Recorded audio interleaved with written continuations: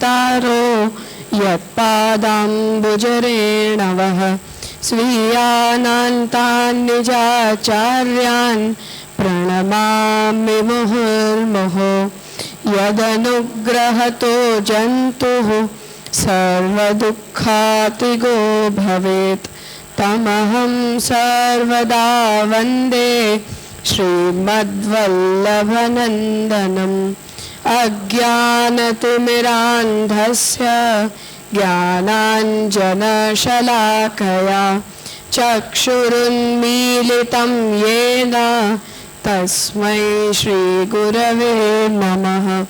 नमामि हृदये शेषे क्षीराब्धिशायिनं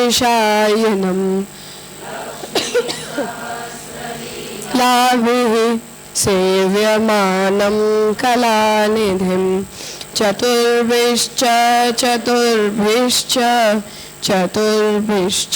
त्रिभिस्तथा षड्भिर्विराजते योऽसौ पंचधा हृदये मम।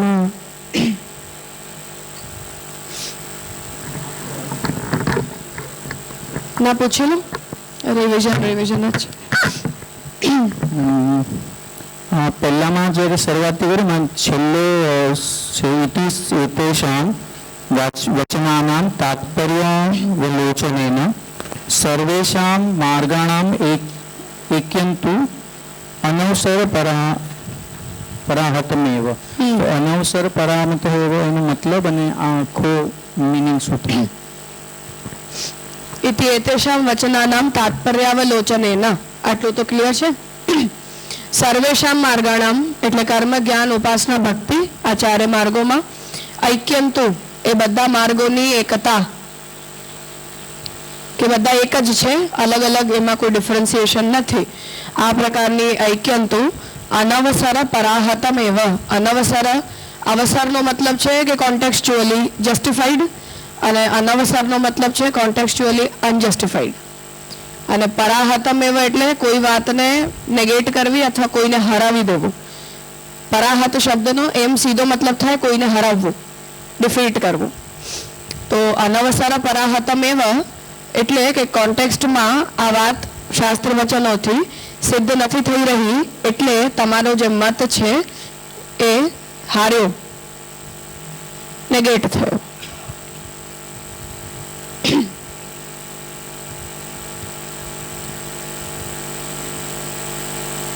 એના પછીનામાં છે સર્વે શાસ્ત્રીયોપાયે અનન્ય લભ્ય ફલરૂપે એકસ્મિન દ્વિતીય પરબ્રહ્મણી એતાની ફલાની એકરૂપાન્યેવ ભવંતિ ઇતિ। એનો કોન્ટેક્સ્ટ સમજમાં નથી આવતો। મતલબ કે પૂર્વ પક્ષીએ પહેલા જે પૂછ્યું હતું કે બધા જ પ્રકારના માર્ગોથી અંતતઃ જો ભગવાન જ વિષય બનતા હોય તો પછી દરેક માર્ગનું ફલ એ પરબ્રહ્માનંદની અનુભૂતિના રૂપમાં કેમ ન હોઈ શકે, એના માટે કહી રહ્યા છે કે આનંદ દરેક માર્ગથી જે કોઈ પણ ફલ મળે છે એનો વિષય પણ ભગવાન જ છે અને જે આનંદ મળે છે એ આનંદ ધર્મ પણ ભગવાનનો જ છે, એમાં કોઈ શંકા નથી। પણ ભગવાનનો કયો રૂપ અને આનંદની કેટલી માત્રા એને તો આપણને ડિફરન્શિએટ કરવું જ પડે। જે કન્ક્લુઝન ઉપર આપણે કાલે આવ્યા હતા। તો આનંદની જે જનકતા છે એ કોઈ તત્ત દેવતાઓથી નથી। જો મને ઇન્દ્ર સ્વર્ગ આપી રહ્યા છે તો પણ એ ઇન્દ્રનો આનંદ મને મળી રહ્યો છે એવું નથી કે મને અક્ષરમાં સાયુજ્ય થયું તો એ આનંદ ગુણધર્મ એ અક્ષરનો ધર્મ છે એવું પણ નથી કે મને બ્રહ્મા વિષ્ણુ કે શિવના લોકની અંદર મુક્તિ મળી તો એ મહાદેવજીનો આનંદ છે કે વિષ્ણુનો આનંદ છે એવું પણ નથી જ। એ બધા જ આનંદનું ઓરિજિન તો ભગવાન જ છે, પરબ્રહ્મ જ છે। પણ આ બધામાંથી મને જે કોઈ પણ આનંદ મળી રહ્યો છે એ બ્રહ્મના આનંદની અલગ અલગ માત્રાઓ છે જે તત્ત અધિકારના જીવોની ફલાનુભૂતિ માટે એ દેવતાઓને ભગવાને પ્રોવાઈડ કરી છે। જે વ્યવસ્થામાં આપણે રોજ બાળબોધમાં બતાવતા હતા દરેક સિદ્ધાંત મુક્તાવલીમાં કે ત્રિગુણો રાખનારા લોકોને ફલ પ્રદાન કરવું એ ભગવાનનું કાર્ય નથી। એટલે જે લોકોની ત્રિગુણ સંબંધી ફલાકાંક્ષાઓ હોય એની પૂર્તિ માટે જ બ્રહ્મા વિષ્ણુ અને શિવની વ્યવસ્થા ભગવાને બનાવી છે. તો બ્રહ્માનંદ છે અને આનંદ બ્રહ્મનો જ જનક છે, બ્રહ્મથી જ જન્ય છે, એમાં કોઈ શંકા નથી. પણ જો મહાદેવજીની અંદર કોઈ જીવને ફલાનુભૂતિ કરવી હોય તો મહાપ્રભુ ઠાકોરજી જે છે એ મહાદેવજીને જેટલા માત્રામાં એ આનંદ પ્રદાન કરે છે એટલી માત્રાનો આનંદ મહાદેવજી દ્વારા એ જીવને મળી રહ્યો છે. એટલે ભગવાન જ મહાદેવજી દ્વારા એ જીવને આપી રહ્યા છે. તો આનંદ ધર્મ એ પરબ્રહ્મનો કોપીરાઇટ છે 100%. બીજે ક્યાંય પણ એનો સર્વત્ર અભાવ જ છે. એટલે જે માર્ગભેદ કે ફલભેદ, એટલે વાત પ્રોબ્લેમ આની અંદર છે કે જ્યારે આપણે એવું કહી રહ્યા છે કે અવિધિપૂર્વક એ મારું ભજન કરે છે, તો એ અવિધિપૂર્વક મારું ભજન કરે છે આ વાક્યને આપણને સમજાવવું તો પડે છે ને. આપણે એવું તો ના કહી શકીએ કે કોઈ મહાદેવજીનું ભજન કરી રહ્યો છે એ ભજનની ક્રિયા કૃષ્ણનું ભજન છે જ નહીં. અવિધિપૂર્વક કૃષ્ણનું ભજન છે, શક્તિનું પણ અર્ચન છે, અવિધિપૂર્વક કૃષ્ણનું જ ભજન છે. કેમ કે તત્વતઃ એ રૂપો તો બધા ભગવાનના જ રૂપો છે. એટલે અવિધિપૂર્વક મારું ભજન કરે છે એવી જે ભગવાનની આજ્ઞા છે એને તમે આઉટરાઇટ નેગેટ તો કરી નથી શકતા, ભલે જે જીવ જે માર્ગનું અનુસરણ કરતો હોય. અને એકત્વ પણ આપણને એવું એકત્વ નથી કહી દેવું કે હા મહાદેવજીના ભજનથી પણ કૃષ્ણ મળશે, કે શક્તિનું ભજન કરવાથી પણ કૃષ્ણ મળશે, કે જ્ઞાન માર્ગથી પણ કૃષ્ણ મળશે. એવીમાં તો અવ્યવસ્થા થઈ રહી છે. એટલે બે પ્રકારના જે ગીતાજીના ભગવાનના વચનો છે જ્યાં ભગવાન એવું કહે છે કે દેવાન ભાવયતા નેન તે દેવા ભાવયંતુ વત, તમે દેવતાનું ભાવન કરો તો એ દેવતા તમારું ભાવન કરે. કે યાંતિ દેવ વ્રતાન દેવાન પિતૃ યાંતિ પિતૃવ્રતાન. તો ભગવાન ત્યાં આ ફલભેદ કહી રહ્યા છે અને અવિધિપૂર્વક આ બધું મારું જ ભજન છે એવું પણ ઠાકોરજી આજ્ઞા કરી રહ્યા છે. તો ભગવાનનું વચન તો બંને વાક્યોમાં છે ને. તો દેવતાને ભજનારો દેવતાને પ્રાપ્ત કરે છે, પણ બધા દેવતાઓનું ભજન કરનારો અવિધિપૂર્વક મારું જ ભજન કરે છે. તો સંગતિ તો આપણને બંને વાક્યોની ઇક્વિવેલન્ટ આપવી પડશે. કેમ કે અવિધિપૂર્વક મારું ભજન કરે છે આ વાક્યને જો તમે વધારે બલ આપી દો છો તો દેવતાઓનું ભાવન કરનારા દેવતાઓને પ્રાપ્ત કરે છે આ વચનનું શું કરવાનું પછી? પછી શંકરાચાર્યજીની જેમ આપણે એક વાક્યનું વેટેજ વધારે અને બીજા વાક્યનું વેટેજ ઓછું, એવું તો મહાપ્રભુજીની નીતિમાં નથી. આ પદાર્થ જોઈએ છે આપણને. એટલે આપણે એની આ રીતે સંગતિ કરી રહ્યા છીએ કે અવિધિપૂર્વક મારું ભજન કરે છે એનો અર્થ એ જ છે કે બધા રૂપો તો ઠાકોરજીના જ રૂપો છે ને, તત્વથી તો કોઈ ભેદ નથી મૂલતઃ. અને અવિધિપૂર્વક મારું ભજન કરે છે એનો મતલબ કે એ દેવતાઓને ફલ પ્રદાન કરવાનું જે કોઈ પણ સામર્થ્ય આપ્યું છે એ પણ ભગવાનનું જ આપેલું સામર્થ્ય છે. અને એ જે વ્યવસ્થા ભગવાને બનાવી છે વ્યવસ્થા પણ ભગવાનની પોતાની બનાવેલી વ્યવસ્થા છે. એટલે અવિધિપૂર્વક ભજન હોય તો સામેવાળો જાણતો નથી પણ ભજન ભગવાનનું જ થશે. કેમ કે અંતતઃ એમાં રહેલી શક્તિ ભગવાનની છે. હવે દેવનું ભજન કરનારો દેવતાને પ્રાપ્ત કરે છે આ જે ફલકથન ઠાકોરજી કરી રહ્યા છે એની અંદર પછી આપણે એવું કહીએ કે એટલી માત્રામાં ભગવાનના એ રૂપને પ્રાપ્ત કરશે, મૂળ રૂપને નહીં પ્રાપ્ત કરે. જે મહાપ્રભુજી સૂર્યાદિ રૂપદ્રક વાક્યની અંદર કહી રહ્યા છે એ રીતે કે મહાદેવજી કૃષ્ણનું રૂપ છે એમાં કોઈ શંકા નથી, પણ તમને કૃષ્ણ જ મહાદેવજીના રૂપથી ફલિત થશે એવો આપણો સ્ટેન્ડ છે. પણ સામેવાળા એને કૃષ્ણ રૂપ નથી જાણવાનું, એને પરબ્રહ્મ જાણવાનું છે. એની નિષ્ઠા એવી હોવી જોઈએ. સો ટોટલી આપણને આટલા ભેદ સમજમાં આવવા જોઈએ: માર્ગ ભેદ, ફલ ભેદ, સ્વરૂપ ભેદ અને અવસ્થા ભેદ. આ ચાર ભેદ અને આનંદ ભેદ. એટલે ફલભેદને આપણે આનંદના માત્રાત્મક ભેદ તરીકે અહીંયા સમજી રહ્યા છે કે અલગ અલગ ફલોની અંદર આનંદની અલગ અલગ માત્રાઓ છે, જે આનંદ વલ્લીથી શંકરજી ટીકામાં સ્પષ્ટ કર્યું. અને છેલ્લે એક લખેલું છે, પ્રીતિબેને પૂછેલું પણ મને ધ્યાનમાં નહોતું, નિશ્ચપ્રચમ. એ શું છે? નિષ્પ્રપચિતમ એટલે કે એનો વિસ્તાર કરવો કોઈ પણ વાતને. પ્રપંચિતમનો મતલબ કે કોઈ વસ્તુનો વિસ્તાર કરવો, કોઈને ડેવલપ કરવું, એડવાન્સ કરવું. પ્રપંચિતમ તો નિશ્ચપ્રચમ. નિશ્ચપ્રચમ, હા, એટલે કે એને નિશ્ચિત રૂપથી આ રીતે સમજવાનું.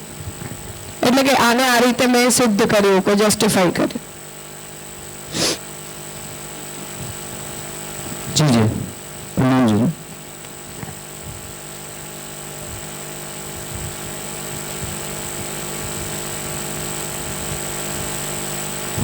મારો એક પ્રશ્ન હતો કે જ્યાં આગળ નિરુપદી પ્રિયત્વને સમજાવતા જે ટીકામાં આગળ કર્યા છે યદ્યપિ લૌકિકસ્ય પ્રીતિ ભાજનસ્ય ત્યાંથી લઈને ધર્મનો ઇતર નિરપેક્ષતા વસ્તુનિષ્ઠ ધર્મ ઇતિ વસ્તુ શક્ય નાપી કલ્પના રોપિતયા બ્રહ્મમાતે તો એ થોડુંક મને ફરીથી સમજવું છે એક્ઝેક્ટલી શું કહેવાનું.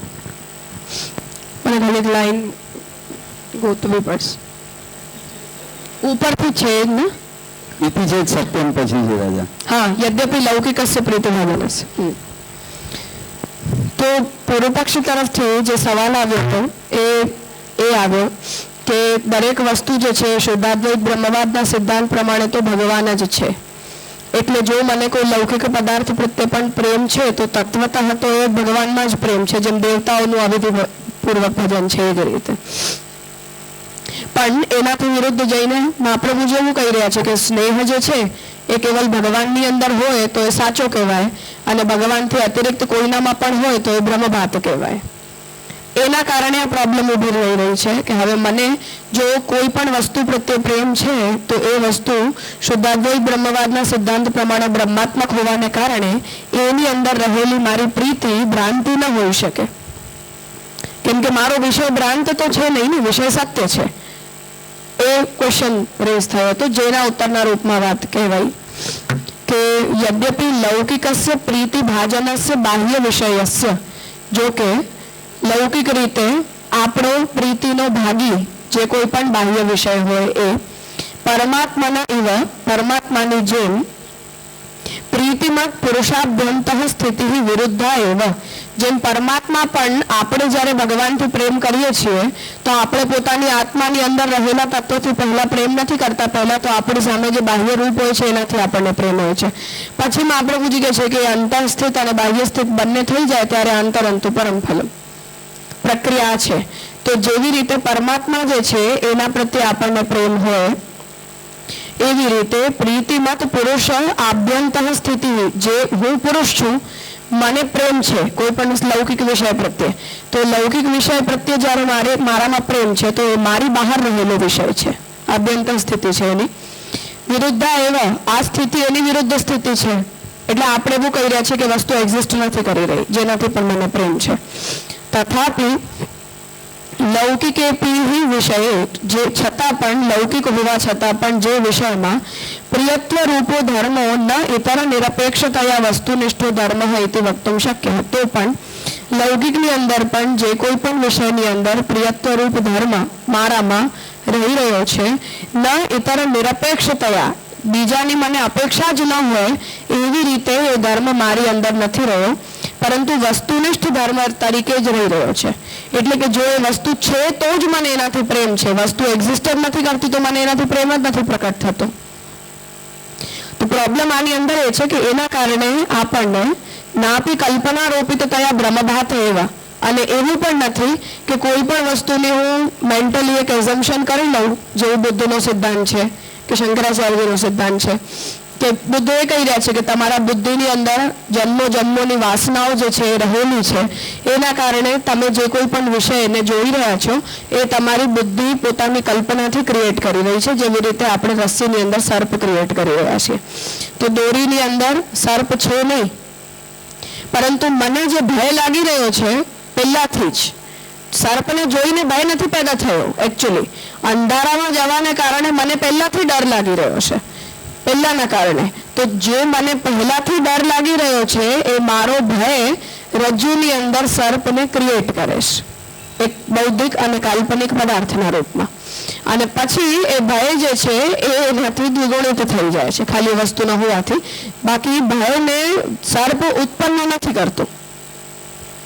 ઠીક છે, આ રીતે આપણે જો એવું કહીએ, મહાપ્રભુજી જો એવું માનતા હોય કે એવમ અધ્યાસ એના અન્યત્ર ક્યાંય પણ મને પ્રીતિનો ધર્મ પ્રતીત થઈ રહ્યો છે તો મારો અભ્યાસ માત્ર છે, તો એ સ્થિતિમાં શુદ્ધાદ્વૈત બ્રહ્મવાદનો સિદ્ધાંત એ પણ વાત ઉપર અગ્રી નથી કરતો કે મારી સામેના વિષયને મેં કેવલ મારી બુદ્ધિ કલ્પનાથી ક્રિએટ કર્યો છે. કેમ કે હું તો એ વસ્તુની સ્થિતિને સત્ય માની રહી છું, સત્યાનુવાદ તમે સિદ્ધાંત માની રહ્યા છો એના કારણે. તો નાપી કલ્પના રોપિત તયા બ્રહ્મભાત એવા, મારી કલ્પનાનું આરોપણ એ વસ્તુ ઉપર કર્યું હોય અને પછી મને એની અંદર પ્રિયત્વના ધર્મની અનુભૂતિ થતી હોય એવું પણ નથી આપણા તત્વ સિદ્ધાંત પ્રમાણે. એના માટે મહાપ્રભુજીનું પ્રમાણ વચન આપી રહ્યા છે. પછી તો પ્રોબ્લેમ એ થઈ રહી છે કે હવે જે કોઈ પણ પ્રિયત્વનો ધર્મ, આપણે કાલે જે વાતને જોઈએ એમાં 2 પોઈન્ટ હતા કે પ્રિયત્વનો જે કોઈ પણ ધર્મ મને ભગવાનથી અતિરિક્ત ક્યાંય પણ પ્રતીત થાય છે તો દુરુપયોગ કહેવું ઇઝ ઓકે, પણ અધ્યાસ અને મિથ્યા કહેવું ઇઝ નોટ ઓકે, એવો પૂર્વ પક્ષીનો સ્ટેન્ડ છે. એક જ વાત છે ને, અધ્યાસ હોય તો જ એ વસ્તુની અનુભૂતિ થાય ને. અધ્યાસ છે મિથ્યાનુભૂતિ જ છે ને. તો પૂર્વ પક્ષીનું સજેશન એ છે કે મેં મારી આત્મરતિને મારે ભગવાનમાં જ લગાડવી જોઈએ, બીજે ક્યાંય ના લગાડવી જોઈએ. આ વાતને સમજવા માટે જો તમે એવું કહો છો કે મેં મારી આત્મરતિનો દુરુપયોગ કર્યો તો ઠીક છે, આમાં કોઈ પ્રોબ્લેમ નથી કે ભગવાનની તમને અપાયેલી શક્તિ છે ને એનો ઉપયોગ તમારે ભગવાન માટે જ કરવો જોઈએ. તો ભગવદ રૂપ સેવાર્થમ તત્સૃષ્ટિના અન્યથા ભવે, તો તમે પોતાના પ્રયોજનની સિદ્ધિ નહીં કરો જો ભગવાન સિવાય બીજા કોઈથી સ્નેહ કરશો. તો સદુપયોગ અને દુરુપયોગ બરાબર વાત છે, પરંતુ ભગવાનથી અતિરિક્ત અન્યની અંદર થનારી પ્રિયત્વની જે બુદ્ધિ છે એ મિથ્યા છે. આ શુદ્ધાદ્વૈત બ્રહ્મવાદના સિદ્ધાંતને અનુરૂપ વાત નથી. એ પ્રોબ્લેમ છે પૂર્વ પક્ષીની. દુરુપયોગમાં કોઈ પ્રોબ્લેમ નથી, પણ મિથ્યા જ્યારે મહાપ્રભુજી કહી રહ્યા છે અધ્યાસજન્ય હોવાને કારણે એનાથી પ્રોબ્લેમ છે, કેમ કે તત્વતઃ આપણે બાહ્ય વિષયોને મિથ્યા માની નથી રહ્યા, એટલે આખી પ્રોબ્લેમ ઊભી થઈ.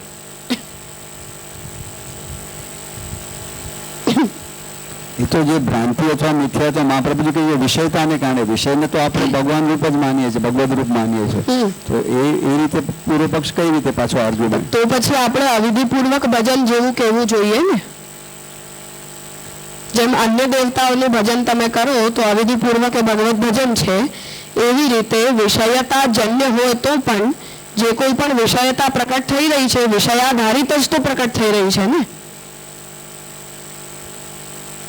તો વસ્તુ સત્ય છે, એ વસ્તુ સત્ય હોવાને કારણે મને એની અંદર સંબંધાનુભૂતિ જે થઈ રહી છે એ સંબંધની અનુભૂતિ પણ શુદ્ધાદ્વૈત બ્રહ્મવાદના સિદ્ધાંત પ્રમાણે ખોટી તો છે નહીં, કેમ કે એ પણ ભગવદંશ છે ને હું પણ ભગવદંશ છું. તો મારો કોઈ પણ વ્યક્તિના પ્રત્યે પ્રેમનો જો ભાવ હોય તો મિથ્યા ભાવ ના કહેવાય. એક વાત, કેમ કે વિષયને તમે સત્ય માનો છો અને દરેક પદાર્થને તમે બ્રહ્માત્મક માનો છો, તો એ પણ બ્રહ્મ છે ને હું પણ બ્રહ્મ છું. કેમ કે આ જ પ્રકારની પ્રિયત્વની અનુભૂતિ જ્યારે આપણને વૈષ્ણવીય સંબંધોથી થાય છે તો આપણે એને સત્ય કહી રહ્યા છીએ. મહાપ્રભુજી કહે છે કે એ પ્રકારની પ્રિયતા તો ભક્તિ સાધિકા છે. વૈષ્ણવોમાં પરસ્પર પ્રિયતાની અનુભૂતિ ભગવત સંબંધને કારણે થાય તો એ સત્ય છે, ખાલી લોક સંબંધથી થાય તો મિથ્યા છે. તો આ વાત ઇમોશનલ ટેમ્પરામેન્ટ પ્રમાણે તમે ડિસાઈડ કરી રહ્યા છો કે તત્વ સિદ્ધાંતથી ડિસાઈડ કરી રહ્યા છો, એ પૂર્વ પક્ષીની પ્રોબ્લેમ છે. કે તમે ઇમોશનલી આ વાતને કન્સિડર કરો તો એક અલગ વાત છે, પણ તત્વ સિદ્ધાંત પ્રમાણે તમે એને અલાઈન કેવી રીતે કરશો એ પ્રશ્ન છે. જે વિષયતા છે એ અહંતા મમતા જન્ય હોવાથી ઔપાધિક છે, એને કારણે મહાપ્રભુજી એને મિથ્યા કહી રહ્યા છે, પણ એને ખાલી તત્વ સંબંધના જ સંદર્ભમાં આર્ગ્યુમેન્ટ કરે. આ શુદ્ધાદ્વૈત બ્રહ્મવાદના સિદ્ધાંત પ્રમાણે આ વાત સિદ્ધ કેવી રીતે થશે એ ક્વેશ્ચન છે. કેમ કે દુરુપયોગ સુધી કોઈ પ્રોબ્લેમ નથી, પણ મિથ્યા કહેવું એમાં પ્રોબ્લેમ છે. કેમ કે મહાપ્રભુજીએ ભલે વિષયો ભગવાન વિષયતા માયાજન્ય એવું કહ્યું હોય છતાં પણ જ્યારે જ્ઞાનની બધી જ વેરાયટી ભગવાન બની રહ્યા છે એવો જ્યારે મહાપ્રભુજી સ્ટેન્ડ લે છે ત્યારે સંસારાનુભૂતિને પણ એ કોન્ટેક્સ્ટમાં મહાપ્રભુજી મિથ્યા નથી માનતા, સત્ય જ માને છે.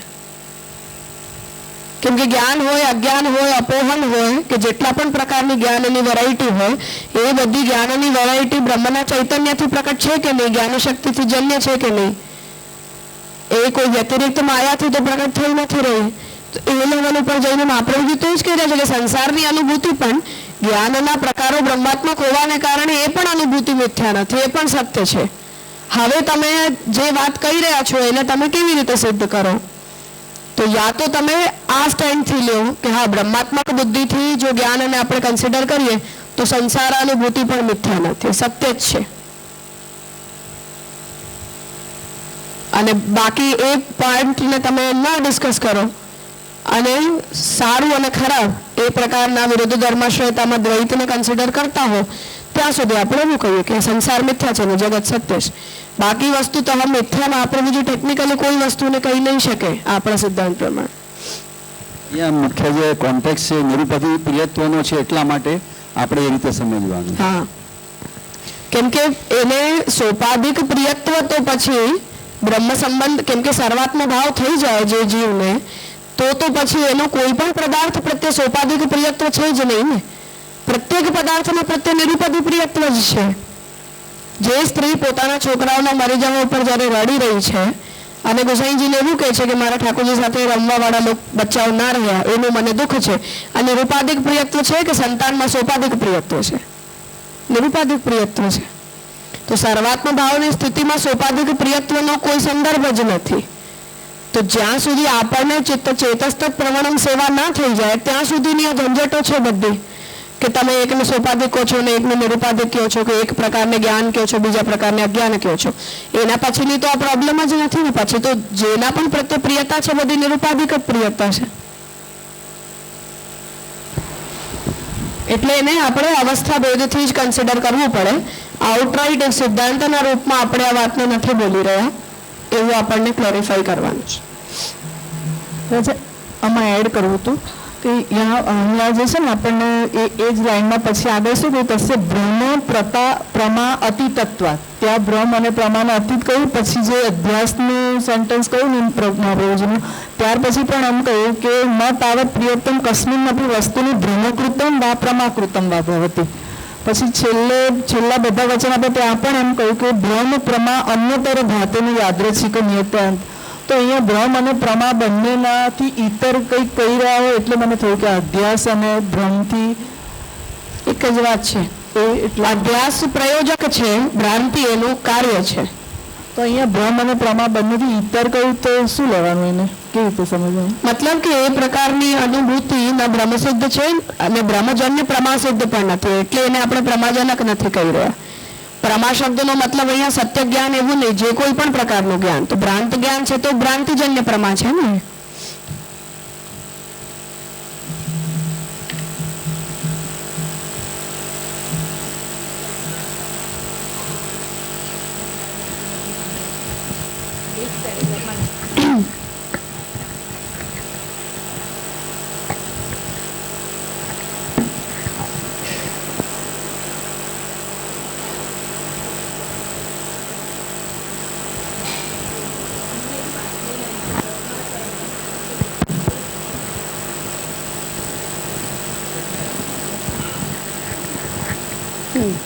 મળ્યું? હા. તસ્માત પરમાત્માંશ ભૂતસ્ય ચિદંશસ્ય સંબંધેન, પરમાત્માના અંશભૂત ચિદંશ હોવાને કારણે એને એ ચિદંશને સંબંધથી પ્રયુક્ત હોવાને કારણે જ અન્યત્ર સ્નેહની અનુભૂતિ થાય છે. એટલે કે મારી જીવાત્મા કોઈક બીજાની સાથે એસોસિએટેડ હોય તો મારી આત્મા એની સાથે જોડાયેલી છે, એના કારણે મને એનાથી સ્નેહ થાય છે. જે કોઈ પણ વસ્તુની સાથે મને સંબંધની અનુભૂતિ ના થતી હોય એના પ્રત્યે કોઈ પ્રિયતા પણ મારામાં પ્રકટ નથી થતી. બે અલગ વસ્તુ નથી, સમાન વિભક્તિ છે એટલે એકાર્થક છે. પરમાત્માના અંશરૂપ ચિદંશ, જેટલા પણ શબ્દોમાં એક સરખી વિભક્તિઓ ચાલતી હોય એ બધા શબ્દ ભેદ નથી, સમાનાર્થી છે, એકબીજાના વિશેષણ વિશેષ્ય છે કેવળ. પ્રયુક્તત્વાદેવ, પ્રયુક્ત થયેલું હોવાને કારણે જ.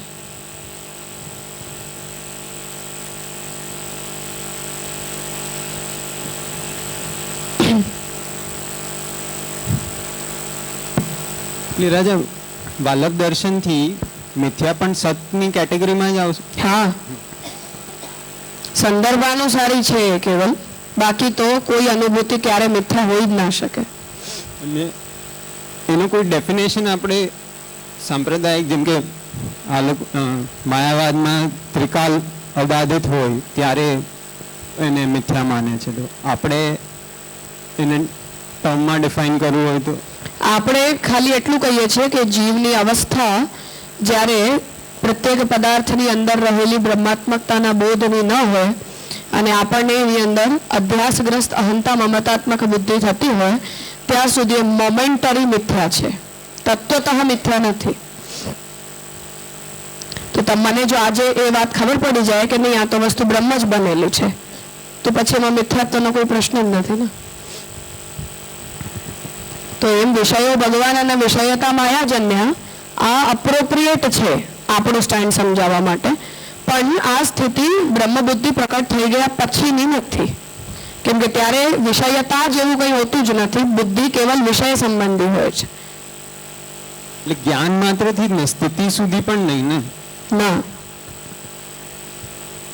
કેમ કે જ્યારે જ્ઞાન થઈ ગયું, ભલે મીન્સ કદાચ એક્શનમાં કર્મ ત્યાં નથી આવ્યું, પણ એ જ્ઞાન પણ એને સિદ્ધ કરાવી જ દે છે ને. એટલે સ્થિતિ એની થઈ જ એવી કે માત્ર એનું જ્ઞાન થયું, એકત્વ થશે ને.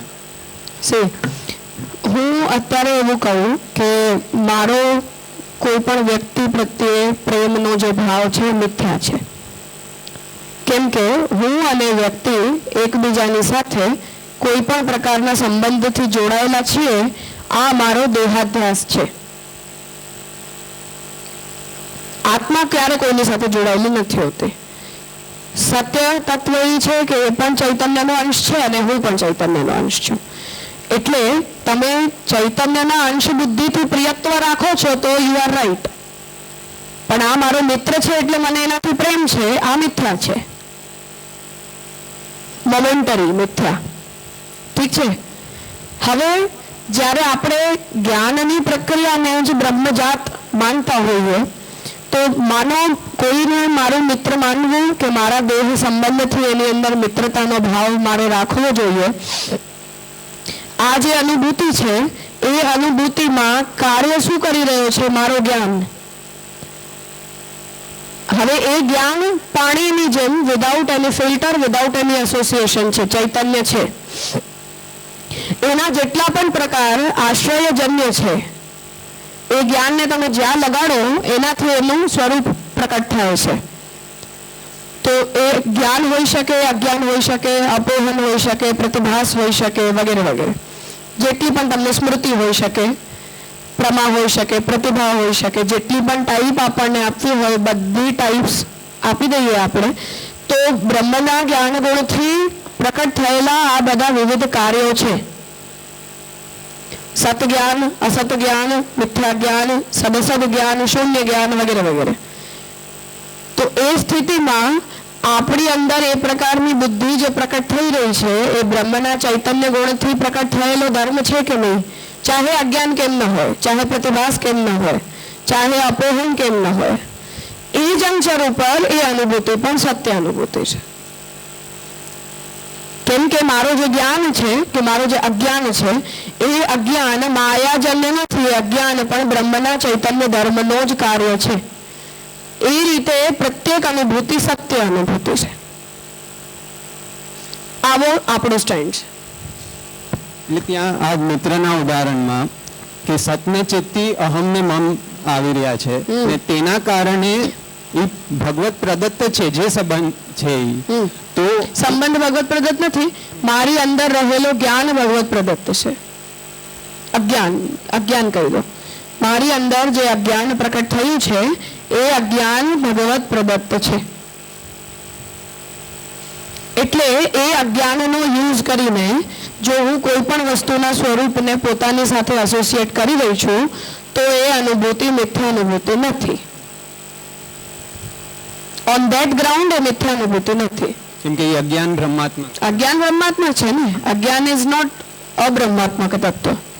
તો અજ્ઞાન જો અબ્રહ્માત્મક નથી તો અજ્ઞાનથી જન્ય પ્રમા અબ્રહ્માત્મક પ્રમા ના હોઈ શકે, તો સત્પ્રમા છે. પણ જે સંબંધ છે એ પણ ફરીથી છે તો એ જ અજ્ઞાનની વેરાયટી. હા બિલકુલ. એટલે એ સંબંધ પણ સત્ય જ છે ને. કેમ કે મારો અજ્ઞાન જ તો મારા દેહને એના દેહની સાથે એસોસિએટ કરી રહ્યો છે ને. તો પછી ભેદ રહ્યો દેહધર્મ ને આત્મધર્મ. હા, એ આપણને જ્યાં સુધી બ્રહ્મબુદ્ધિ સ્થિર ના થઈ જાય ત્યાં સુધીનો ખેલ છે. તો એ જ્ઞાન તો મીન્સ ઈ સ્પષ્ટ જ્ઞાન કે આ છે, આ સંબંધિત તો ગ્રાહ્ય અને અગ્રાહ્યનો જે ભેદ છે એ બ્રહ્મ બુદ્ધિ પ્રકટ ન થઈ જાય ત્યાં સુધીનું છે. એના પછી તો અગ્રાહ્ય જેવું કંઈ હોતું જ નથી ને દુનિયાની અંદર. અગર એ જ્ઞાન થઈ પણ ગયું તો પણ જે વિધિ નિષેધ છે એ તો જ્ઞાની પણ એને ફોલો કરી જ રહ્યા છે ને. ક્યાં સુધી?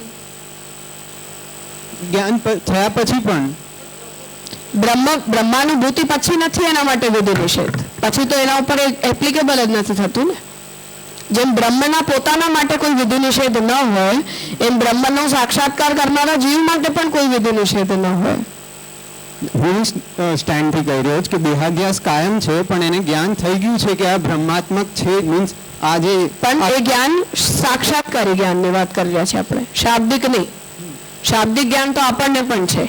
એટલે રાજા હું ત્યાં જ આવી રહ્યો કે શાબ્દિક જ્ઞાન થયા પર પણ જ્યારે એ સ્થિતિ છે તો પછી મીન્સ તો પણ આપણે માની જ રહ્યા ને કે આ ભ્રમ થઈ રહ્યો છે તે અજ્ઞાનની વેરાયટી છે અને તેથી થઈ રહ્યો છે. હા, તો તે એ અધ્યાસ હોવા સાથે પણ એ ભ્રમ ટેકનિકલી ભ્રમ નહીં રહીને ટેકનિકલી કોઈ પણ અવસ્થામાં ભ્રાંતિ છે જ નહીં. ભ્રાંતિ જેવું આપણા મતમાં ભ્રાંતિને તમે એક જ્ઞાનના પ્રકાર તરીકે ટ્રીટ કરો તો ઇટ્સ ઓકે, પણ એ ભ્રાંતિ કોઈ નિષિદ્ધ પ્રકારની પ્રમા હોય આવું ડે 1 થી લઈને મુક્તિ પર્યંતની કોઈ પણ અવસ્થામાં સિદ્ધાંતતઃ આપણે માનતા જ નથી.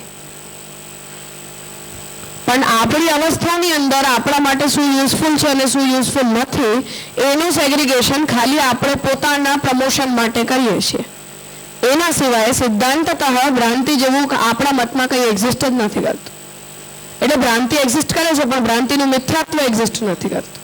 કાલે હું આ જે કહી રહ્યા હતા કે સિમિલર છે એટલે હું આ જ પોઈન્ટ પર કે ભ્રમ કેવું હજી મે બી ટેકન છે પણ એને મિથ્યા કેવું બ્રહ્મવાદ. એટલે આપણે એને મિથ્યાત્વને પણ ભ્રાંતિજન્ય જ્ઞાનના મિથ્યાત્વને જ્ઞાનની વેરાયટી તરીકે ટ્રીટ કરીને બોલી રહ્યા છે.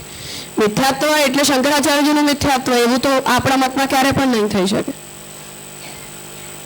એવું તો એકચ્યુઅલી પ્રોબ્લેમ એ છે કે આપણને જો એવા ડિફરન્સીસ ગોતવા હોય તો કોઈ પણ શબ્દની વ્યાખ્યામાં આપણે અલાઈન નહીં થઈ શકીએ. એક પણ બ્રહ્મ શબ્દની વ્યાખ્યામાં આપણે શંકરાચાર્યજી સાથે અલાઈન નહીં થઈએ. એટલું બ્લેક એન્ડ વ્હાઇટ એનો કોન્ટ્રાડિક્શન છે પ્રત્યેક કન્સેપ્ટમાં. આપણી માયા એમની માયા નથી, આપણું મિથ્યાત્વ એમનું મિથ્યાત્વ નથી, આપણું બ્રહ્મ એમનું બ્રહ્મ નથી, આપણો જીવ એમનો જીવ નથી, આપણું જગત એમનું જગત નથી. ઝીરો સિમિલારિટી છે આપણી વચ્ચે. એક્સેપ્ટ રાજા આ જે બ્રહ્મનો કન્સેપ્ટ છે એ લોકોને ત્યાં પણ છે જ ને. કે જેમ કે જે ઉદાહરણ છે કે ટ્રેન ચાલી રહી છે અને આપણને લાગી રહી મીન્સ જે પણ વસ્તુ પસાર થઈ રહી ત્યાં એમ જ લાગે છે કે એ વસ્તુ પણ સાથે ચાલી રહી છે. તો આ બ્રહ્મની મીન્સ આ જ્યારે જ્ઞાન કે અજ્ઞાન થઈ રહ્યું છે આ કન્સેપ્ટમાં એ લોકો સાથે ભલે મિથ્યાત્વથી નહીં પણ આ કન્સેપ્ટમાં તો સિમિલારિટી છે ને. હું એ જ કહું છું કે પણ એ કન્સેપ્ચ્યુઅલ સિમિલારિટી પણ પર્યવસિત જે નોલેજમાં થઈ રહી છે એ નોલેજ એમના માટે મિથ્યા છે અને આપણા માટે પ્રમા છે. તો પ્રોસિજર તો ક્યાંય નહીં બદલે. જેમ મને રેગિસ્તાનની અંદર જો પાણી દેખાવા લાગે તો શાંકરને પાણી જ દેખાવાનું છે અને મને પાણી જ દેખાવાનું છે. તો મૃગજળની જે પણ અનુભૂતિ થવાની છે એને પણ એ થશે, મને પણ એ થશે. એના માટે એ પ્રાતિભાષિક સત્તાનું એક્ઝામ્પલ છે. આપણે પણ એને પ્રતિભાસ કહી દઈએ છીએ પરંતુ વસ્તુતઃ પ્રતિભાસ જેવું આવિર્ભાવ તિરોભાવના સિદ્ધાંતમાં પોસિબલ જ નથી. કેમ કે રેગિસ્તાનની અંદર ભલે તમને જમીન ઉપર પાણી ના દેખાતું હોય પણ વાયુના કણોમાં વોટર મોલિક્યુલ નથી એવું કોણ કહી શકે? કોઈ ના કહી શકે ને. તો હવામાં જો હ્યુમિડિટી છે તો ઇટ ઇઝ વોટર. તો પાણીનો અભાવ ક્યાં છે? તો પંચમહાભૂતોની જે સ્થિતિ છે એ તો સર્વત્ર સર્વદા છે. તો હ્યુમિડિટી તમને ફીલ થતી હોય કે ચાહે તમને હ્યુમિડિટી ના ફીલ થતી હોય પણ વાયુ કણોની અંદર વોટર મોલિક્યુલ તો હોય જ છે. ઓછા હોય કે વધારે હોય તો તમને બહુ જ લાગે, ઓછા હોય તો સૂકું લાગે. પણ ઝીરો હોય છે એવું તો ક્યારે નથી હોતું. તો પાણીનો અભાવ ક્યાં છે? પછી એ પ્રતિભાસ કેવી રીતે છે? એટલે પ્રોસિજરની અંદર આપણે ભલે માની લઈએ કે દેખાય તો એને પણ ઈ છે મને પણ એ જ છે પણ એનો પર્યવસાન જે પ્રકારની પ્રમાણમાં થશે એમાં આપણે બંને મેચ નહીં કરીએ એકબીજાની સાથે. ને એવું એકચ્યુઅલી શંકરાચાર્યની સાથે આપણે કોઈ પણ એક શબ્દની એ વ્યાખ્યામાં મેચ નહીં કરી, ક્યાંય નહીં કરીએ.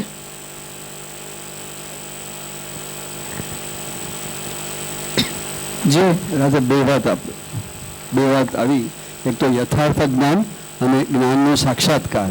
તો મારો પ્રશ્ન એ છે કે જ્ઞાનની સમજો અવસ્થાની વાત તો આપણે સમજીએ છીએ, પણ એ અવસ્થામાં જ્યારે સાક્ષાત્કારિતા થાય જ્ઞાનની, કારણ કે અનુભૂતિ લેવલ અનુભૂતિજન્ય જે જ્ઞાન છે એ સાક્ષાત્કાર આપણે સમજીએ, તો એમાં પ્રભુના ચિદાંશ એટલે જ્ઞાનથી પછી આગળ આનંદાંશનો અથવા તો કૃપાનો બી કોઈ રોલ હશે ને? કારણ કે ખાલી એટલે જ્ઞાન ચિદાંશ એ લેવલ પર સાક્ષાત્કાર સુધી આપણને કોઈ પણ અનુભૂતિ કરાવવા માટે સમર્થ હોઈ શકે કે પછી જેમ આપણે હા એટલે ભગવત કૃપા અથવા તો આનંદ અંશ પ્રભુના આનંદ, તો એ જીવને એ બ્રહ્માનુભૂતિની યોગ્યતા ભગવાન આપે એને જ થાય, અને એ બ્રહ્માનુભૂતિ પણ માર્ગાનુસારી જ થાય. કર્મ માર્ગીને એના જેવી થશે ને ભક્તિ માર્ગીને એના જેવી જ થશે, સરખી નહીં થાય બધાને. પ્રણામ રાજા. આજે અંતમાં કહ્યું ને, પહેલા અંતમાં શંકા કરી કે તમે જ્યારે આ પતિ પુત્ર જે કંઈ છે એમાં સ્વસંબંધના અભાસમાં પણ એને પ્રિયત્વની બુદ્ધિ થાય છે, તો એટલે નથી થતી, એનો વિલોપ થવા છતાં પણ. તો જ્યારે અહીંયા ઉપનિષદ સિદ્ધાંત એમ કહી રહ્યું છે ને કે જ્યારે એને આટલો આગ્રહ એનું જ્ઞાન થઈ ગયું છે છતાં પણ આ જતું નથી, કારણ કે એની આત્મરતિ હજી રહી છે. તો એનો અર્થ એવો થયો ને કે એક તો એને આ અધ્યાસનું જે અજ્ઞાન છે એ દૂર થવું જરૂરી, ને ત્યાર પછી સાક્ષાત્કાર, તો જ આ થશે. હા, બે પ્રોસેસ નહીં થાય. એટલે કેવલ જ્ઞાનથી એ નહીં થાય, કેવલ સાક્ષાત્કારથી પણ નહીં થાય, પણ ત્યારે આત્મરતિ છેલ્લો જે સિદ્ધાંત કયો એ કેન્સલ થશે. બિલકુલ જી રાજા. કેમ કે એના જ કારણે જોકે જળવરજીમાં આપણે એવું ન માનીએ, પણ વૈરાગ્ય આટલું તમારું પ્રકટ થઈ જાય તો એ હરણના બચ્ચામાં મન લાગી ગયું. તો એક વસ્તુમાંથી તમારી ભાવના દૂર થઈ રહી છે, એટલે એમાં તમે વિચારો છો કે ચલો આ મારો આત્મ સંબંધી નથી, પરંતુ પ્રત્યેક પ્રકારનું મમત્વ અભ્યાસજન્ય જ હોય છે. આવું એક સાર્વત્રિક જ્ઞાન છે. અત્યારે આ મારો બ્લડ રિલેશનમાં છે એટલે એના પ્રત્યે મને વૈરાગ્ય પ્રકટ થવું જોઈએ એવું નહીં. ચાહે કોઈ પણ વસ્તુ હોય, મમત્વજન્ય તમારું કંઈ પણ થશે તો બધું અભ્યાસજન્ય હોવાને કારણે મિથ્યા છે. આ પ્રકારનો સિદ્ધાંત બોધ હોવો જોઈએ, જેના કારણે આપણે એવું કહી રહ્યા છીએ કે ઘરમાંથી કંટાળીને તમે ઘર છોડીને જાઓ તો એ કંઈ સંન્યાસ થોડી છે, સ્વસ્થ સંન્યાસ હોવો જોઈએ. ભગવાન બુદ્ધની જેમ કે તમારા ઘરમાં કોઈ દુનિયાની વસ્તુની કમી નથી, એક વસ્તુની તમને કમી નથી તો પણ તમને વૈરાગ્ય પ્રકટ થાય છે. નહીં તો એસ્કેપિઝમ છે ને. તો સ્વસ્થ વૈરાગ્ય એ સિદ્ધાંત જન્ય છે, સમસ્યાજન્ય નથી. તો સિદ્ધાંત બોધ જે છે એ તો આત્મતત્વનું જ્ઞાન પ્રાપ્ત થવું, આત્માને પાંચે પ્રકારના અધ્યાસો લાગેલા છે એ પ્રકારની અન્ડરસ્ટેન્ડિંગ ડેવલપ થવી, અને પછી એ અધ્યાસ સંબંધથી મને કોઈ બ્લડ રિલેશનમાં હોય કે ચાહે બ્લડ રિલેશનમાં ન હોય, મને અત્યારે એની સાથે આત્મ સંબંધની અનુભૂતિ થતી હોય ચાહે ન થતી હોય, પણ દરેક વસ્તુ મિથ્યા છે આવો જ્ઞાન પ્રકટ થવો જોઈએ. હા હા, મિથ્યા જ છે એ બધું, એવું જ જ્ઞાન પ્રકટ કરવું પડે. નહીં તો તમને ઘરમાંથી મમતા છૂટી કંટાળીને તો બીજા ઘરમાં મમતા લાગી જાય, કે રાજ્યમાં મમતા છૂટી તો હરણના બચ્ચામાં મમતા લાગી જાય. સંન્યાસીઓને કાંઈ નથી હોતું, પોતાની ઝૂંપડીઓમાં મમતા લાગી જાય. તો કાંઈ નહીં ને છેલ્લે પોતાની ઝૂંપડીઓમાં મમતા લાગી જાય. તો એમાં તમારું જે જ્ઞાન છે એ મમતા મિથ્યા હોય છે, આ નેચરનું તમને નથી જ્ઞાન પ્રકટ થયું એટલે બાકી રહે છે ને. એટલે પછી એક મમતા અહીંયાથી છૂટીને બીજે લાગી જાય, બીજે છૂટીને ત્રીજી જગ્યાએ લાગી જાય.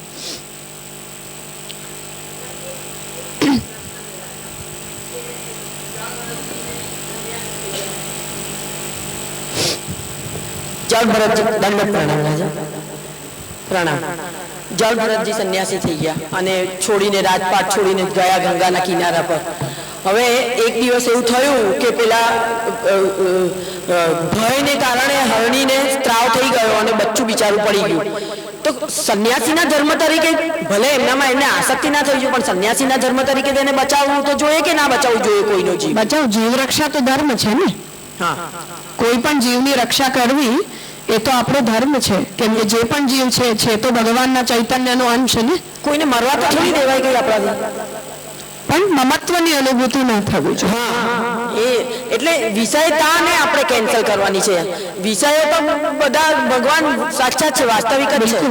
એટલે જ હું કહું છું કે એ તો જીવ બ્રહ્મનો અંશ છે, તો એની દેહ રક્ષા કરવી, એની જીવ રક્ષા કરવી એ તો દરેક વ્યક્તિનો ધર્મ છે. એટલે સામાન્ય ધર્મ તો અહીંયા કેરી ફોરવર્ડ થાય જ છે. એ તો મમતા લાગી ગઈ એમાં પ્રોબ્લેમ છે. મમતા લાગી ગઈ, તમે એને બચાવો ને કોઈ બીજાને સોંપી દો ને કે તમે આને પાળો પોષો, એનું ધ્યાન રાખજો, તો તમે પોતાનું ધર્મ પૂરું કરી લીધું. પણ પછી એમાં મમતા લાગી જાય તો તમારી આત્માની ગતિ રોકાઈ ગઈ ને. એટલે આપણા પરિવારમાં પણ જેમ કે આ ઉદાહરણ થયું એમ આપણા પરિવારમાં મારું જે છે એ કાઢી નાખવાનું, પણ ભગવત સંબંધી તો ફરી પાછું એ લોકોને આપણે રક્ષા પોષણ વગેરે, પણ કેમ કે ભગવદીઓ છે બધા, તો એ પાછો તો સંબંધ બરાબર છે ને. હા, આપણને એની અંદર ખાલી ભગવદીયત્વની મમતા થતી હોય તો બરાબર છે, લોક મમતા પ્રકટ થતી હોય તો દોષ છે. પણ પાલન પોષણ કરવું કે રક્ષણ કરવું કે પોતાના કર્તવ્યોનું અનુસરણ કરવું, જ્યાં સુધી સામેવાળો વ્યક્તિ સ્વતંત્ર રીતે પોતાનું જીવન નિભાવવા યોગ્ય ન બની જાય ત્યાં સુધી તો એ વ્યક્તિનો ધર્મ છે. એટલે જ સંન્યાસી કોઈ એકલો પુત્ર હોય અને તમારી પરિવારની લિનિયેજને કન્ટિન્યુ કરવા વાળો કોઈ બીજો વ્યક્તિ ન હોય, એવા વ્યક્તિને સંન્યાસનો અધિકાર પણ શાસ્ત્ર નથી આપતું. બરાબર.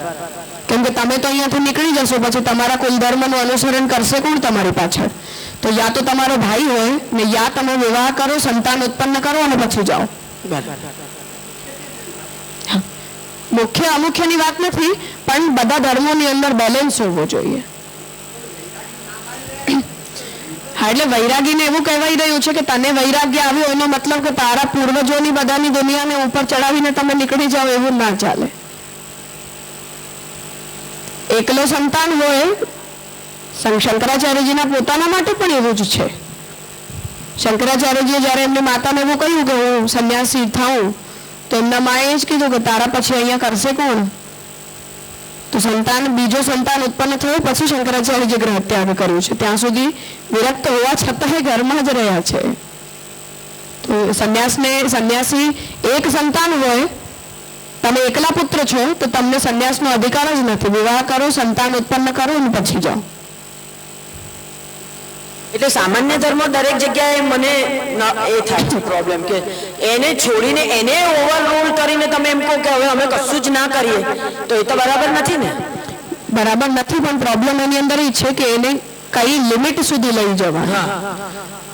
ઘરમાંથી નીકળવાની આજ્ઞા મહાપ્રભુજીને પોતાનું નથી મળી. હા, એ જ ને. મહાપ્રભુજી આગ લગાડીને નીકળ્યા હતા પોતાના ઘરમાંથી. હા, તો એ કેમ કે સંન્યાસીને પણ પરિવારના લોકો પરમિશન ના આપે ત્યાં સુધી તો સંન્યાસનો અધિકાર નથી. ઘરના લોકોએ તો હા પાડવી જ પડે તમને. એવું નહીં કે રાતે ઉઠીને નીકળી ગયા. તો મહાપ્રભુજીને પણ આજ્ઞા નથી મળી, તો મહાપ્રભુજીને ઘરમાં આગ લગાવવી પડી. પણ બધું સમૂહ સૂત્રું હતું ત્યારે મહાપ્રભુજી પછી પ્રોબ્લેમ એ છે કે સામે લોકોને પણ તો એવું લાગવું જોઈએ ને કે હવે અમે બધા બરાબર છીએ તો આ જાય પોતાના રસ્તે. એવું ખરું પાછું હોય જ ને. તો એ લોકોની રિસ્પોન્સિબિલિટી હોય છે. તમે કોઈના આત્મોદ્ધારના માર્ગને રોકીને બેસી જાઓ તો ત્યારે તો મહાપ્રભુજી કહે છે કે પ્રતિકૂળ ગ્રહણ ત્યજેત. તો તમે પોતાનું કરો અને એને પોતાનું કરવા દો. ઉદાસીને સ્વયં કુર્યાત સુધી કઈ સમસ્યા નથી, પણ તમને કરવું નથી અને બીજા વ્યક્તિના માર્ગની અંદર તમે અવરોધ પ્રકટ કરો તો કેવી રીતે ચાલે? તો ઉદાસીને સ્વયં કુર્યાત સુધી ગ્રહત્યાગનો પ્રશ્ન નથી, પણ પ્રતિકૂળ ગ્રહણ ત્યજેત છે. કેમ કે નીતિ એ કે છે કે આત્માર્થે પૃથ્વીમ ત્યજેત. તમારી પોતાની આત્માના ઉદ્ધારના માર્ગ ઉપર જો કોઈ તકલીફ થતી હોય તો દુનિયાને આગ લગાડો અને તમે જાઓ અહીંયાથી. દુનિયાનું જે થાય એ થાય. અચ્છા. તો તો એ સેગ્રીગેશન તો હોવું જ જોઈએ એની અંદર. એટલે એ વાત ભગવત સેવા સુધી તો ખબર હતી કે પ્રતિકૂલે ગ્રહણ ત્યજેત, પણ જે મહાપ્રભુજી સંન્યાસ લીધો એ પ્રક્રિયામાં પણ જો ઘર બાધક થતું હોય તો એમને છોડ્યું, તો એ પણ ત્યાં પણ આ જ વાત છે. 80% લોકોને કપટ જ કરવું પડ્યું છે ત્યાગ કરવા માટે. શંકરાચાર્યજી પોતે કપટ જ કર્યું હતું.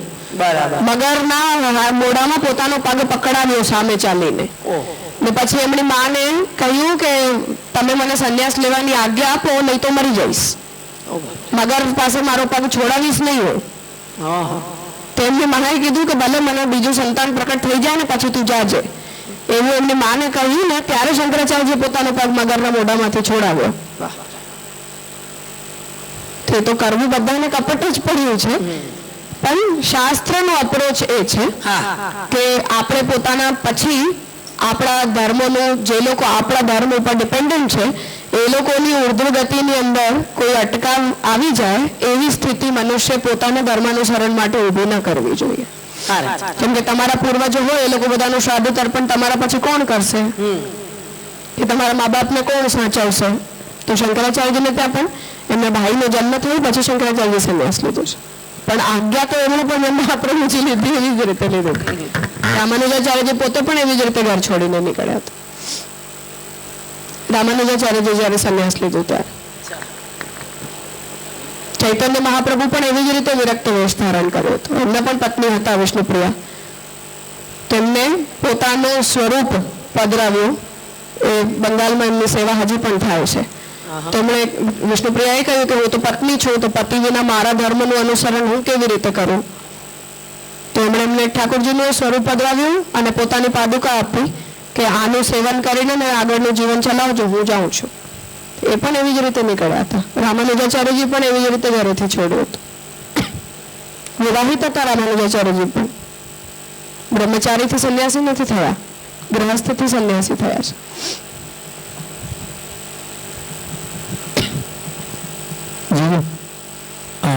અપહરણની વાત જે કરી તો આપણે કહ્યું કે અવિદ્યા, ભ્રાંતિ, સ્વપ્ન કે મિથ્યા જ્ઞાન એ બધું જ અપહરણનો જ એક પ્રકાર છે. જ્ઞાનનો પ્રકાર છે. જ્ઞાનનો પ્રકાર છે. So that is same way જે 15મા અધ્યાયમાં પ્રભુ કહી રહ્યા છે કે અપહરણ પણ હું છું, તો એ રીતના બ્રહ્મત્વ પ્રદાન થાય છે એને.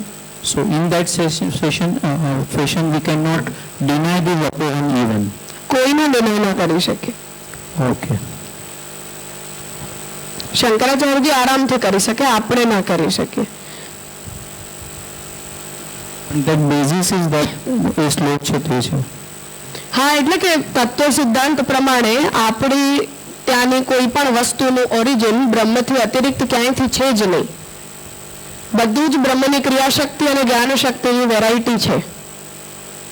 એટલે તમે કોઈ પણ વસ્તુને નેગેટ કરો તો બ્રહ્મની ક્રિયાશક્તિના એક કાર્યને તમે નેગેટ કરો છો, કે બ્રહ્મની જ્ઞાન શક્તિના એક કાર્યને તમે નેગેટ કરી રહ્યા છો.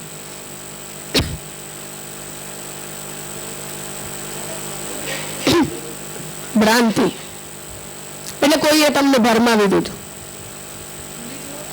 નહીં.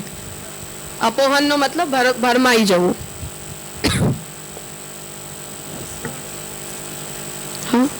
નહીં, અપોહન શબ્દનો મતલબ ભ્રમ, કોઈ તમને ભરમાવી દે. ઠીક છે. તો જે ગ નો જે પક્ષ છે, પૂર્વ પક્ષના ઉત્તરમાં જે પુરુષોત્તમ જે પ્રારંભ કર્યું એમાં એ પક્ષ સંપન્ન થાય છે. હવે આનંદ ધર્મ ભૂતમ આ પક્ષને આપણે સ્પષ્ટ કર્યું કે ભક્તિની જે ઉત્પત્તિ છે એ બ્રહ્મના આનંદ ધર્મથી જ છે. હવે એના પછી રસરૂપામ નવમી આ જે મંગલાચરણમાં ભક્તિને શ્રી પુરુષોત્તમજી રસરૂપા કહી રહ્યા છે, એના ઉપર હવે અહીંયા ઉત્તર પક્ષ આવી રહ્યો છે. તો પૂર્વ પક્ષી જે છે એણે એની અંદર એ પ્રકારનો દોષ જે છે એ ઉપસ્થિત કર્યો હતો કે આપણે જે પ્રકારની રતિ ભગવાનના પ્રત્યે પ્રકટ કરીએ છીએ એ પ્રકારની જે રતિ છે ભક્તિ રસત્વવાદમાં યાદ હોય તો ત્યાં એની જ્ઞાનના પ્રકાર તરીકે પૂર્વ પક્ષી કહેવા માંગતો હતો કે મને કોઈના પ્રત્યે પ્રિયત્વની અનુભૂતિ થતી હોય તો એ જ્ઞાનની એક વેરાયટી છે, એક પ્રકારની તમારી અન્ડરસ્ટેન્ડિંગ છે. એટલે પ્રેમ જે છે એને જ્ઞાનથી અલગ કરવાની કોઈ જરૂર નથી. તમારા નોલેજનો એક સબ્જેક્ટ છે કે મને ગમે છે એવી રીતે. તો ત્યાં પુરુષોત્તમજી એ વાતને ભક્તિ રસત્વવાદની અંદર પણ સ્પષ્ટ કરી હતી કે પ્રેમ અને જ્ઞાન આ બંને એકબીજાથી અલગ અલગ વસ્તુઓ છે, જેના કારણે આપણે મહાત્મ્ય જ્ઞાન પૂર્વસ્તુ સુદૃઢ સર્વતોધિક સ્નેહો ભક્તિ એમાં પૂર્વક શબ્દને બંને રીતે લઈએ છીએ કે જ્ઞાનની ઉત્પત્તિથી પ્રેમ પ્રકટ થાય એટલે પૂર્વાંગ અને ઉત્તરાંગનો પણ સંબંધ છે, અને જ્ઞાન નિવૃત્ત થઈ જાય તો પ્રેમ નિવૃત્ત થઈ જાય એવું નહીં. તો એમાં આપણે વ્યતિરેકનો સિદ્ધાંત નથી માનતા કે યત્ર યત્ર જ્ઞાનાભાવ તત્ર તત્ર ભક્ત્યાભાવ એવું આપણે નથી કહેતા. યદ્યપિ પ્રત્યેક ભક્તિની અંદર કે પ્રત્યેક પ્રેમની અંદર એક પ્રકારનો છુપાયેલો જ્ઞાન છે એવું આપણે માની જ રહ્યા છીએ, અથવા પ્રમેય બલથી ભગવાન ત્યાં જ્ઞાનની પૂર્તિ કરી દે છે એવું પણ આપણે માની જ રહ્યા છીએ. જેમ ગોપીજનો માટે જ્યાદાતર લોકો એમ કે એ લોકોએ ક્યાં શાસ્ત્ર ભણ્યા હતા, એ લોકોએ ક્યાં બ્રહ્મ જ્ઞાન પ્રાપ્ત કર્યું હતું. તો એના માટે આપણી પાસે બંને જવાબ છે. એક તો એક એ લોકો શ્રુતિ રૂપો જ છે એટલે એમની અંદર તો એ જ્ઞાન સ્વતઃ સિદ્ધ છે, અને જો કોઈ જીવની અંદર એ પ્રકારનું જ્ઞાન ન પણ હોય તો પણ એ સ્થિતિમાં ભગવાન જ્યારે કૃપા કરવાનો સંકલ્પ કરે તો પોતાના પ્રમેય બલથી એની અંદર એ જ્ઞાનની ભગવાન પૂર્તિ કરી દે છે. એટલે જીવને એના માટે કોઈ સ્વતંત્ર સાધન કરવાની જરૂર નથી પડતી. પણ મહાપ્રભુજીના સિદ્ધાંત પ્રમાણે મહાત્મ્ય જ્ઞાન વિના પ્રેમ પ્રકટ થાય જ નહીં. આ આપણો સ્પષ્ટ સિદ્ધાંત છે, જેના કારણે મહાપ્રભુજી એ કહી રહ્યા છે કે એ જો મહાત્મ્ય જ્ઞાન તમારામાં નથી અને તમને પૂર્વજન્મના સંસ્કારને કારણે કે કોઈ વ્યક્તિના સંગને કારણે ભગવત પ્રેમની અનુભૂતિ થતી હોય તો મને એ પ્રેમ ઉપર વિશ્વાસ નથી, એવો મહાપ્રભુજીનો સ્પષ્ટ સિદ્ધાંત છે કે ભરોસો નથી કે એ પ્રેમ ક્યાં સુધી રહેશે. એટલે જ્ઞાન પૂર્વાંગ છે જ, પણ જ્યાં આપણને એ પૂર્વાંગ દેખાતું નથી ત્યાં પણ આપણે અનુમાનથી એ પૂર્વાંગને સિદ્ધ માનવાનું કે કોઈ પણ રીતે એની પૂર્તિ તો થઈ જ છે એની હાવ. જે રીતે આપણે જ્યારે કામભાવ પ્રેમભાવ વિવેક લાલુભટ્ટજીને જોયું ત્યાં પણ લાલુભટ્ટજી આ જ આર્ગ્યુમેન્ટ કરી હતી કે દેખીતી રીતે ભલે ગોપીજનોનો પ્રેમ જે છે એ કામના ભાવના રૂપમાં દેખાતો હોય, પરંતુ ભક્ત્યાત્વનન્ય લભ્ય એ સિદ્ધાંત પ્રમાણે ભગવાન ભક્તિ સિવાય બીજા કોઈ માર્ગથી મળી જ ન શકે. એટલે કોઈ જીવને ઈર્ષ્યાથી ભગવાન મળ્યા કે કોઈ જીવને ક્રોધથી ભગવાન મળ્યા, કોઈ જીવને દ્વેષથી ભગવાન મળ્યા કે કોઈ જીવને કામથી ભગવાન મળ્યા, તો પણ એના કોઈના કોઈ બ્રેકેટમાં ભક્તિ તો આપણને માનવી જ પડે. એટલે ગોપીજનોનો જો કામ ભાવ હોય પણ તો પણ એ ભક્તિ અંતર્ગત શૃંગાર રસ છે, સ્વતંત્ર શૃંગાર નથી. તો આ આપણો સ્પષ્ટ સિદ્ધાંત છે કે એ ફિલ ઇન ધ બ્લેન્ક ભલે ભગવાન કરી દેતા હોય પોતાની રીતે, પણ એ બ્લેન્ક પૂરી તો કરવી જ પડે. ચાહે આપણા પાસે ભગવાન એક્સપેક્ટ કરે તો આપણે કરવી પડે, અને ભગવાન સ્વયં કરતા હોય તો ભગવાન કરી દે, પણ એ ફિલ ઇન ધ બ્લેન્ક તો કરવી જ પડે. એ ખાલી તો રહે જ નહીં કોઈ દિવસ. એટલે હા બોલો. સોરી આપણે ઇન્ટરપ્રેટ કર્યા. મહાત્મા જ્ઞાન જો પૂર્વાંગ હોય તો પછી મહાત્મા જ્ઞાનનો નિકાશ કઈ રીતે સમજવો? આપણે કીધું કે મહાત્મા જ્ઞાન વગર પ્રેમ સિદ્ધ નહીં થઈ શકે. ગોપીજનોમાં પ્રમેય લાવી દે તો હવે એનો કંઈક તો નિકાશ હોય ને, જેવી રીતે દરેકને આપણે વ્યાખ્યાયિત કે પરિભાષિત કરીએ કે આ રીતનું હોય. તો મહાત્મા જ્ઞાન કઈ રીતે? શાસ્ત્રથી કે ભગવાનના સ્વરૂપથી કે કોઈ જીવનમાં કોઈ પ્રભુની એવી કૃપા થકી એમને કંઈક. તો એક્ઝેક્ટલી આ હંમેશા એક થોડો પ્રશ્ન રહેતો છે કે ભાઈ જીવને જ્યાં સુધી પ્રમેયબલથી ભગવાન કરી દે છે ત્યાં તો લેટ અસ ડ્રોપ ઇટ, કેમ કે પ્રોસિજર આપણા માટે વિચારવાનું જ નથી. અને ઠાકોરજી કરે છે તો એમને જેમ કરવું એમ કરી દે. આપણા માટે જ્યાં સુધી વાત હોય ત્યાં સુધી વેદ, ગીતા, ભાગવત અને બ્રહ્મસૂત્રના તાત્પર્યાર્થનો બોધ આપણને હોવો જોઈએ. અને પછી એનું કન્ક્લુઝન કૃષ્ણ વાક્યાનુસારેણ શાસ્ત્રાર્થ વે વદંતી તેવી ભાગવતા પ્રોક્તા શુદ્ધાસ્તે બ્રહ્મવાદિનઃ. આ રીતે કૃષ્ણ વાક્યથી આનો બોધ આપણને હોવો જોઈએ કે ભગવાન જે છે એ બ્રહ્મ પરમાત્મા ભગવાન અને સ્વસેવ્ય રૂપથી કઈ રીતે થાય છે અને એ આપણો સેવ્ય છે. આ આપણી બાઉન્ડ્રી લાઈન છે, ચોખ્ઠો છે. હવે આ ચોખ્ઠાની અંદર અનંત ગુણો છે, અનંત લીલા છે, અનંત ધર્મ છે. એટલે એ એન્ડલેસ પ્રોસિજર છે ટેકનિકલી.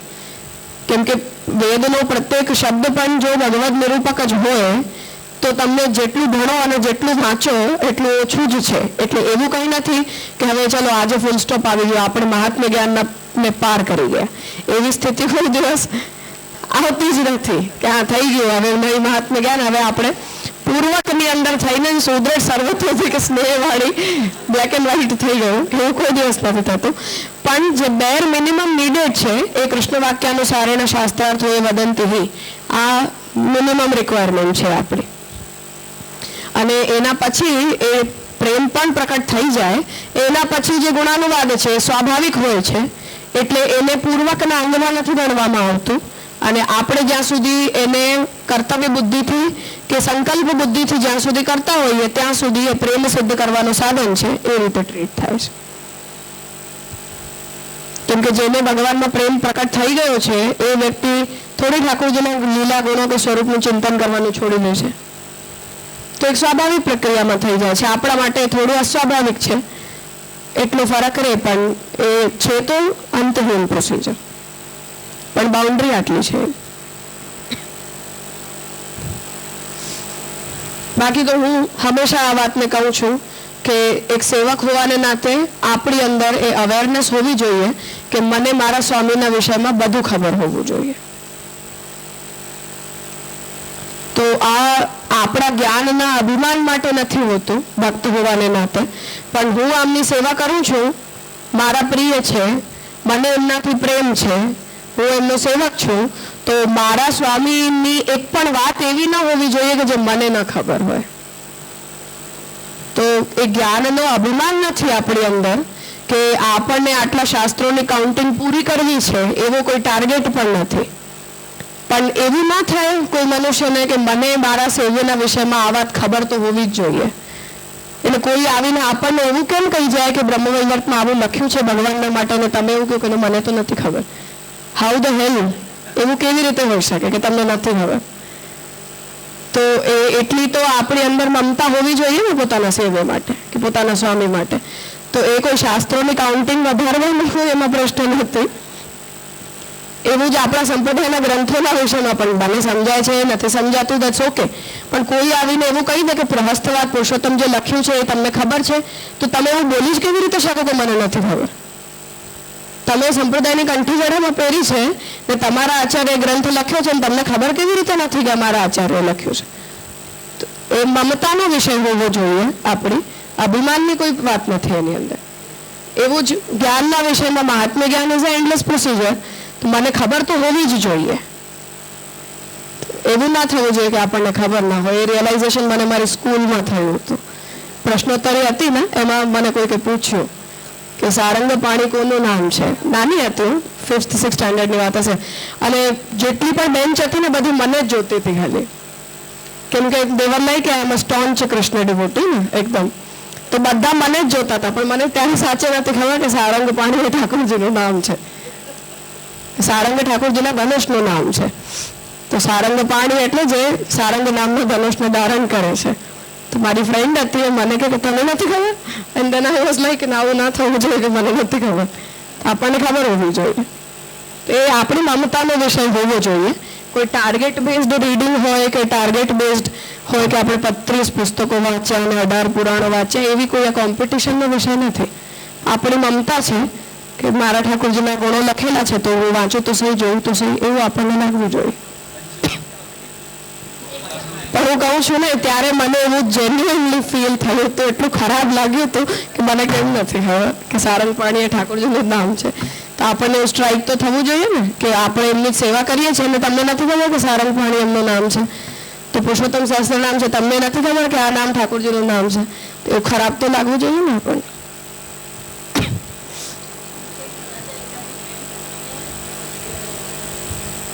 નહીં, આપણા ઠાકોરજીના સ્વરૂપનું ડિસ્ક્રિપ્શન છે. જેનેથી તમને પ્રેમ છે, જેની તમે સેવા કરો છો, જેને તમે પોતાનો સ્વામી માની રહ્યા છો, એના વિષયમાં લખ્યું છે. તો આપણો કોઈ પણ પ્રિય વ્યક્તિ હોય એના વિષયમાં વાંચવું તો આપણને ગમવું જ જોઈએ ને. એવું કેવી રીતે થઈ શકે કે કોઈ એમ કે નથી ગમતું, કંટાળો આવે છે? તો તમારા જ સ્વામીનું માટે લખેલું છે તો તમને ન કેમ ગમે? એવું હોઈ જ કેમ શકે કે નથી ગમતું? ખબર નથી, આપણા મોઢામાંથી નીકળી જ ન શકે કોઈ દિવસ. તો એટલી મમતા તો આપણને ઠાકોરજીથી હોવી જોઈએ ને કે મારા છે,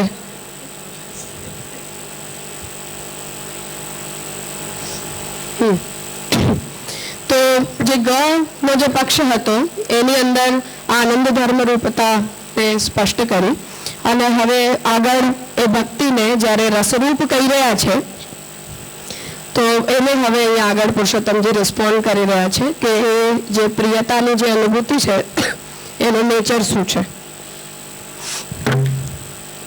મૂળ આપણે પહેલા કરશું પુરુષોત્તમજીનું ઘ આખું અને પછી શ્યામકાકાજીની ટીકા કરશું. પ્રિયત્વમેવ ચ સ્નેહ. હવે આપણે લક્ષણ બનાવ્યું કે નિરુપદી પ્રિયત્વ. તો આનંદ ધર્મ રૂપતાને સિદ્ધ કરવા માટે આપણે ભક્તિનું લક્ષણ બતાવી રહ્યા છીએ કે નિરુપદી પ્રિયત્વ, ભગવાનમાં થતી નિરુપાધિક પ્રિયતાની અનુભૂતિ એને આપણે ભક્તિ કહીએ છીએ અને નિરુપાધિક હોવાને કારણે ભગવાનના આનંદ ધર્મથી જન્મે છે. તો આ જે વ્યાખ્યા આપણે બનાવી એના હવે એને ડિસ્ક્રાઇબ કરી રહ્યા છે કે પ્રિયતા નિરુપાધિક પ્રિયત્વમ, આમાં પ્રિયત્વ શબ્દનો આપણે શું તાત્પર્ય કહેવા માંગી રહ્યા છીએ. તો એને કહી રહ્યા છે કે પ્રિયત્વમેવ ચ સ્નેહ. પ્રિયત્વનો મતલબ છે સ્નેહ.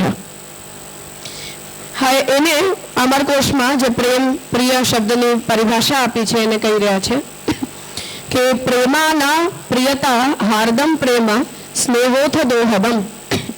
પ્રેમાના પ્રિયતા એટલે મને જેની અંદર પ્રેમ હોય એના પ્રત્યે મારી પ્રિયત્વનું મારું જ્ઞાન છે કે પ્રેમ ઇમોશન છે અને આ મારો પ્રિય છે, આ પ્રકારનું જ્ઞાન એનાથી પ્રકટ થાય છે. અને એ પ્રિયતાનો જે જ્ઞાન મને થઈ રહ્યો છે કે પ્રિયતાનો મને જે સંકલ્પ થઈ રહ્યો છે એનો હાર્દમ પ્રેમ, એનો હાર્દ છે પ્રેમ, આપણા હૃદયની અંદર પ્રકટ થતી એક ભાવના. અને એ જ પ્રેમને સ્નેહોથ દોહદમ, એને જ સ્નેહ પણ કહેવાય છે. આ રીતે અમરકોશ જે છે એ પ્રેમ શબ્દને પરિભાષિત કરી રહ્યું છે. હા, એટલે આપણે જેમ એક સાર પ્રકટ કરીએ એવી રીતે પ્રેમ કયો, સ્નેહ કયો, પ્રિયતા કહો, આ બધા સમાનાર્થી શબ્દો છે. મુત પ્રીતિ પ્રમદો હર્ષ. હવે એને ધાતુ, કયા ધાતુથી આ શબ્દોની સિદ્ધિ થાય છે એને અમરકોશે કહ્યું છે. મુત પ્રીતિ પ્રમદો હર્ષ. તો પ્રીતિ જે છે એની અંદર મુત પદનો જ્યારે સામંજસ્ય થાય તો એનાથી પ્રમોદ, પ્રમદો આ શબ્દો બને છે અને એ પ્રમોદ શબ્દનો મતલબ છે હર્ષ. તો મને જેનાથી પ્રેમ છે એ પ્રેમ કેમ છે? કેમ કે મને એની સાથે રહેવામાં સારું લાગે છે. તો સારું લાગે છે મતલબ કે તમને સુખ આપી રહ્યા છે, તમને હર્ષ પ્રકટ કરી રહ્યા છે. એ રીતે એને સંબંધ જે છે એને અમરકોશે ડિફાઇન કર્યું છે. ઇતિ ચ. તો જેને આપણે નિરુપદી પ્રિયત્વમ કહી રહ્યા છીએ એમાં પ્રિયત્વ પદને અહીંયા અમરકોશથી પુરુષોત્તમજીએ વ્યાખ્યાયિત કર્યું. હવે આને જ આપણે સ્નેહ કહી રહ્યા છીએ અને સ્નેહને જ ભક્તિ કહી રહ્યા છીએ. એ રીતે એને હવે આગળ રિલેટ કરી રહ્યા છે કે સ્નેહ એવ ચ ભગવતી ભક્તિ. એ જ સ્નેહ જ્યારે ભગવાનમાં હોય તો ભક્તિ કહેવાય, દુનિયામાં હોય તો પ્રેમ કે સ્નેહ કહેવાય. તો સ્નેહ એવ ચ ભગવતી, ભગવાન શબ્દનો સપ્તમી પ્રયોગ છે તો આધારવાચક. તો ભગવતી એટલે ભગવાનમાં. તો સ્નેહ એવ ચ ભગવતી, આ જ સ્નેહ જો ભગવાનમાં હોય તો એ જ સ્નેહને ભક્તિ કહેવાય. લોકમાં હોય તો પ્રેમ કે સ્નેહ કહેવાય અને ભગવાનમાં હોય તો ભક્તિ કહેવાય. મહાત્મ્ય જ્ઞાન પૂર્વસ્તુ સુદૃઢ સર્વતોધિક સ્નેહો ભક્તિ ઇતિ પ્રોક્ત તયા મુક્તિ ન ચાન્યથ ઇતિ પંચરાત્રાત. એટલે જ આ પંચરાત્રની વ્યાખ્યામાં સ્નેહને ભક્તિ કહેવાઈ રહી છે. પણ એ સ્નેહ પદનો પ્રયોગ ભક્તિ માટે કરાઈ રહ્યો છે. તો સ્નેહ અને ભક્તિ આ બંનેમાં કેવલ વિષય ભેદ છે, ઇમોશનલ ભેદ નથી. તો સ્નેહ ખાલી સ્નેહ કહેવાય તો લૌકિક વિષય હોય તો, અને એ જ સ્નેહનો વિષય ભગવાન હોય તો એવા સ્નેહને ભક્તિ કહેવાય. ઇતિ પંચરાત્રાત. તો પંચરાત્રે આ રીતે આને ડિફાઇન કર્યું છે. અત્ર સુદૃઢ ઇતિ બ્રહ્મ ધર્મત્વ બોધકમ. હવે અહીંયા જે સુદૃઢ પદનો વ્યાખ્યામાં પ્રયોગ કરવામાં આવ્યો છે એ બ્રહ્મના ધર્મત્વનો બોધક પદ છે. કેમ કે અન્ય સ્થાન ઉપર આપણો સ્નેહ સુદૃઢ નથી હોતો, ખતમ થઈ જાય છે. ટીકામાં શ્યામકાકાજીનું વિસ્તારથી નિરૂપણ કર્યું છે. તો સુદૃઢ પદ અહીંયા જે વ્યાખ્યામાં આપ્યું છે એ બ્રહ્મના ધર્મત્વનો બોધક છે. સર્વતોધિકઃ ઇતિ નિરુપદિત્વ બોધકમ, અને જે ભક્તિના વિશેષણ તરીકે સુદૃઢ સર્વતોધિકઃ, તો સર્વતોધિકઃ આ જે પદ છે એ એની નિરુપાધિકતાને બતાવનારો શબ્દ છે. આનો વિસ્તાર મૂળની અંદર આપણે નથી કરી રહ્યા, કેમ કે ટીકામાં બધું આવશે જ, એટલે મૂળને કેવળ ટેક્સ્ચ્યુઅલી સમજી લો. વિષય વિસ્તાર શ્યામુકાકાજી પોતે કરી દેશે. પુરુષોત્તમજીનો પૂર્વ પક્ષ હતો જ નહીં ને. પુરુષોત્તમજીનો પૂર્વ પક્ષ તો એટલો જ છે ખાલી કે આની રસરૂપતા છે કે નહીં. હવે હા, એટલે જે આનંદ પદ છે ત્યાં બ્રહ્મ લેવાનું કે સ્નેહ લેવાનું, તો ત્યાં બંનેને સ્થાયી ભાવ તરીકે નથી લેવાનું. હા, કારણ કે બંને લઈશું તો સ્થાયી ભાવનો અભાવ થઈ જશે ને. બરાબર. તો એની સાથે આને કેવી રીતે રિલેટ કરવાનું? જી હજુ પૂરું થશે ત્યાં સુધી થઈ જશે ને. બાકી હું એટલે જ એનું નથી કરતી કેમ કે રિપીટેશન થશે. શ્યામુકાકાજી ટીકામાં પછી બધા ટોપિકને લેવાના જ છે વિસ્તારમાં, એટલે ટીકાને આપણે સમજીએ જો સાથે કરી રહ્યા છીએ તો વધારે જરૂરી છે. મૂળમાં કેવલ શબ્દાર્થ ક્લિયર થઈ જાય તો ઘણું છે, ટીકાથી વિષય સ્પષ્ટ થઈ જશે. તો સુદૃઢ ઇતિ બ્રહ્મધર્મત્વ બોધકમ, સર્વતોધિકઃ ઇતિ નિરુપદિત્વ બોધકમ. ઠીક છે. તો એ પરિભાષામાં બંને શબ્દોનું શું તાત્પર્ય છે એને પુરુષોત્તમજી પોતાના તરફથી ક્લિયર કરી રહ્યા છે. હવે જે તમે કહી રહ્યા હતા એ જ વાત કે સ્નેહ અથવા ભક્તિ, સ્નેહ ઇક્વલ્સ ટુ ભક્તિ, આવું નહીં થાય કેમ કે વિષય ભેદ છે.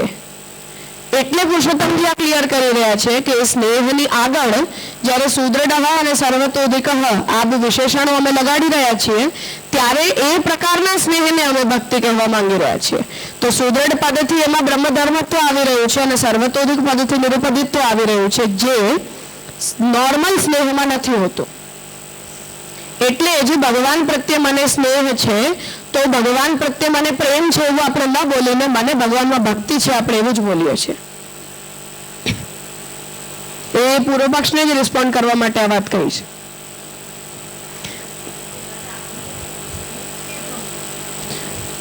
પ્રોબ્લેમ એની અંદર એ જ છે કે હું સુખ શબ્દનો ઉપયોગ કોના માટે કરું છું? માત્રા માટે. અને આનંદ પદનો પ્રયોગ ક્યાં કરું છું? બ્રહ્મના ધર્મ માટે. તો આપણે કોઈ દિવસ લોકની અંદર આનંદ પદનો પ્રયોગ નથી કરતા, સુખ કહીએ છીએ એને, જેને નૈયાયિકો ડિફાઇન કરે છે આનુકૂલ્યની પ્રતીતિને સુખ કહેવાય. કોઈ મને અનુકૂળ છે એનાથી મને જે અનુભવ થઈ રહ્યો છે એને હું સુખ કહું છું. પ્રતિકૂળની અનુભૂતિ હોય, પ્રતિકૂળતા વેદનીયમ દુઃખમ, આનુકૂલ્યતા પ્રતિવેદિતમ એ સુખમ. હવે એને આપણે આનંદ નથી કહી રહ્યા કેમ કે આપણે એને સમાનાર્થી શબ્દો તરીકે વાપરી લઈએ એક અલગ પ્રોબ્લેમ છે. બાકી આનંદ શબ્દ ઉપર બ્રહ્મનો કોપીરાઇટ છે. એ આનંદ શબ્દનો ઉપયોગ આપણે અન્યત્ર ક્યાંય નથી કરતા. અલૌકિક વિષયોમાં આનંદ કહીએ છીએ અને લૌકિક વિષયોની અંદર આપણે સુખ કહીએ છીએ. એવી આપણી એક લિંગ્વિસ્ટિક અન્ડરસ્ટેન્ડિંગ છે. તો ભગવાનમાં મને સ્નેહ છે આવું જ્યારે તમે બોલો છો તો મને ભગવાનમાં ભક્તિ છે એવો એનો મતલબ છે. પણ આપણે જનરલ પ્રયોગમાં સ્નેહી નથી કહેતા પણ ભક્ત કહીએ છીએ. તો એને ડિફરન્શિએટ આપણે વિષય ભેદના કારણે કરી રહ્યા છીએ. ઇમોશનલ અન્ડરસ્ટેન્ડિંગ આપણી જ્યાદાતર એક સરખી હોય છે. આપ સમજાવશો ને કે સુદૃઢ બ્રહ્મ ધર્મ શ્યામકાકાજીની ટીકામાં આવ્યું છે. એટલે જ મેં એનો એ નતો કર્યો અહીંયા. પછી રિપીટ થાય ને એક જ વાત. તો અત્ર સુદૃઢ ઇતિ બ્રહ્મધર્મત્વ બોધકમ, સુદૃઢ વિશેષણનો ઉપયોગ બ્રહ્મના ધર્મત્વનો બોધ કરાવવા માટે કર્યો છે અને સર્વતોધિક વિશેષણનો ઉપયોગ એની નિરુપાધિકતા બતાવવા માટે કર્યો છે. તથા સા પરા અનુરક્તિ ઈશ્વરે ઇતિ શાંડિલ્ય સૂત્રાત ચ, અને શાંડિલ્ય સૂત્ર છે એ ભક્તિને આ રીતે ડિફાઇન કરે છે કે ભગવાનમાં થનારી પરા અનુરક્તિ છે. હવે આ આપણા તરફથી ડેફિનેશન થઈ કે અમે જ્યારે નિરુપદી પ્રિયત્વ આવું બોલી રહ્યા છીએ ત્યારે અમારો એનાથી શું મતલબ છે. તો પોતાના તરફથી આપણે આને પુરુષોત્તમજીએ પૂર્વ પક્ષીના સામે પોતાની વ્યાખ્યા સ્પષ્ટ કરી. હવે એના ઉપર પ્રશ્ન ઉપસ્થિત કરી રહ્યા છે. શ્રેષ્ઠ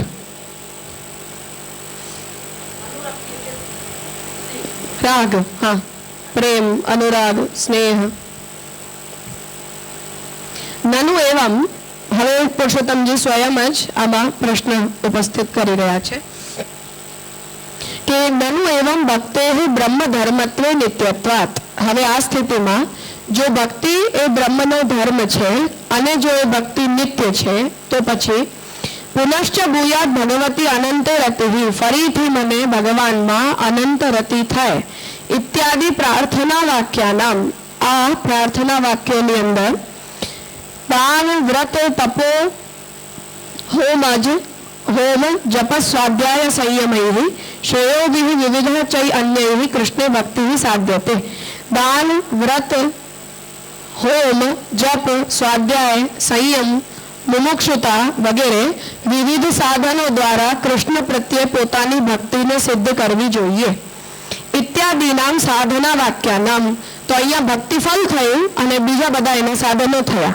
તો એકમાં પ્રાર્થના કરાઈ રહી છે કે મને આપમાં ભક્તિ મળે, પહેલું વાક્ય એ છે. બીજા વાક્યની અંદર ભક્તિને સિદ્ધ કરવા માટેના સાધનો બતાવાઈ રહ્યા છે કે આવું કરવાથી ભગવાનમાં ભક્તિ થઈ જાય.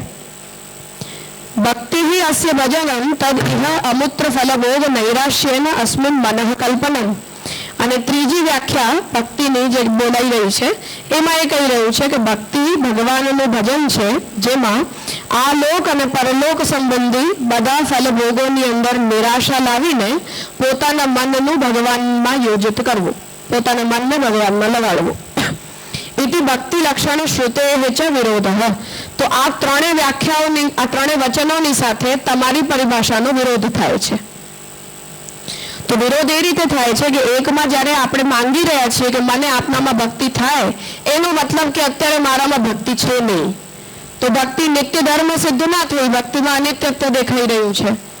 બીજું વાક્ય દાન, વ્રત, તપ, હોમ, જપ વગેરે દ્વારા ભક્તિને સિદ્ધ કરવા માટે જ્યારે કહી રહ્યું છે તો એનો પણ મતલબ એવો છે કે અત્યારે તમારામાં ભક્તિ નથી, આટલા સાધનો કરવાથી તમારામાં ભક્તિ પ્રકટ થશે.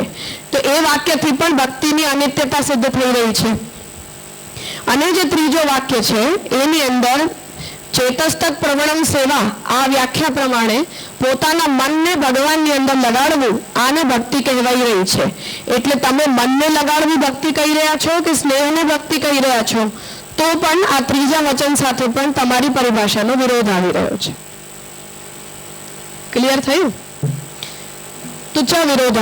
તો આ ત્રણ વચનો અહીંયા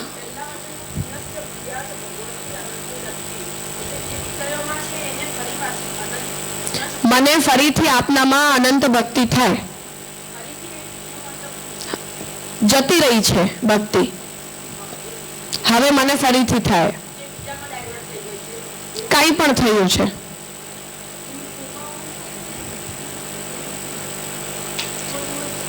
એટલે કે અમે ભક્તિના માર્ગમાંથી ભટકીને ક્યાંક બીજે જતા રહ્યા, હવે અમને જોઈએ છે કે ફરીથી અમારી તમારામાં ભક્તિ થઈ જાય એવું. તો ઇતિ ચેત.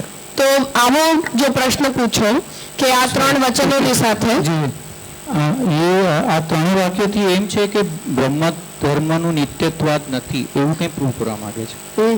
ઓકે. ઇતિ ચેત તો કહી રહ્યા છે કે જો આવું કહો તો માં એવમ, એવું નહીં.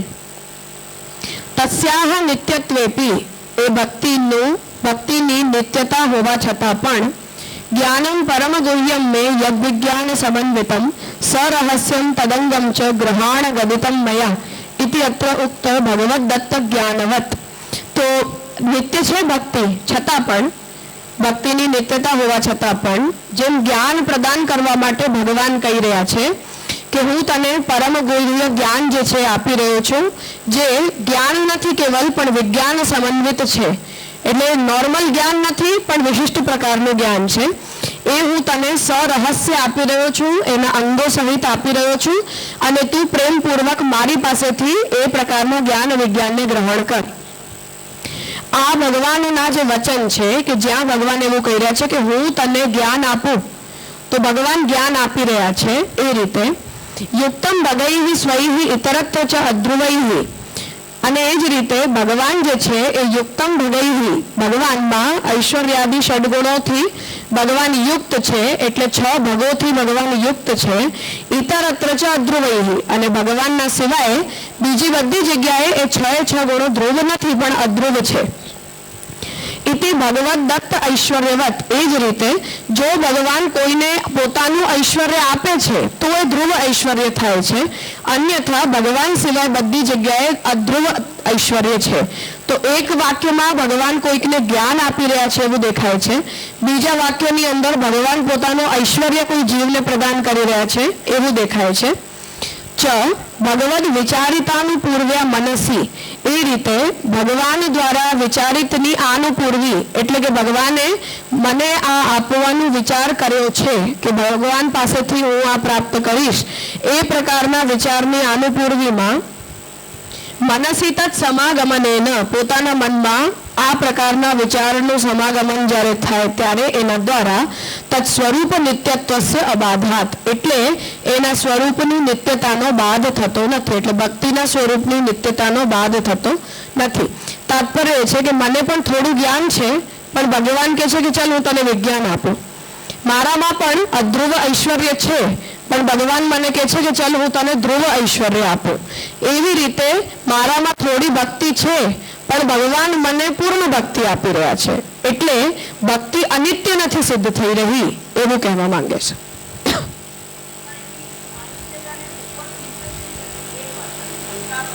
હું માંગુ છું ભગવાન પાસે ભક્તિ, કે તમે મને ભક્તિ આપો, તો એનો મતલબ કે મારામાં ભક્તિ નથી તો જ માંગુ છું ને, એવું પૂર્વ પક્ષીએ વચન આપ્યું. હા, આપણે એને નિત્ય માની રહ્યા છીએ, જેના કારણે ભક્તિ અંશમાં ગોસાઈજી કહે છે કે બીજ તો છે જ તમારામાં, બીજ તો હોવો જ જોઈએ, નહીં તો તમે ગમે તેટલી સેવા કરો એ ભક્તિ પ્રકટ જ નથી થવાની. કેમ કે જમીનમાં બીજ જ નથી તો પાણી નાખવાથી ઝાડ ઉગશે. તો નિત્યતા અને અનિત્યતા ત્રૈકાલિક અભાવના અર્થમાં છે કે તિરોધાનના અર્થમાં છે? તો મને અત્યારે મારામાં ભગવાન પ્રત્યે ભક્તિ છે, મને નથી સમજાતી, તો ત્રૈકાલિક અભાવ છે એનો કે તિરોધાન છે? તિરોધાન છે. તો તિરોધાન હોય તો એ વસ્તુ અનિત્ય થોડી કહેવાય, નિત્ય કહેવાય.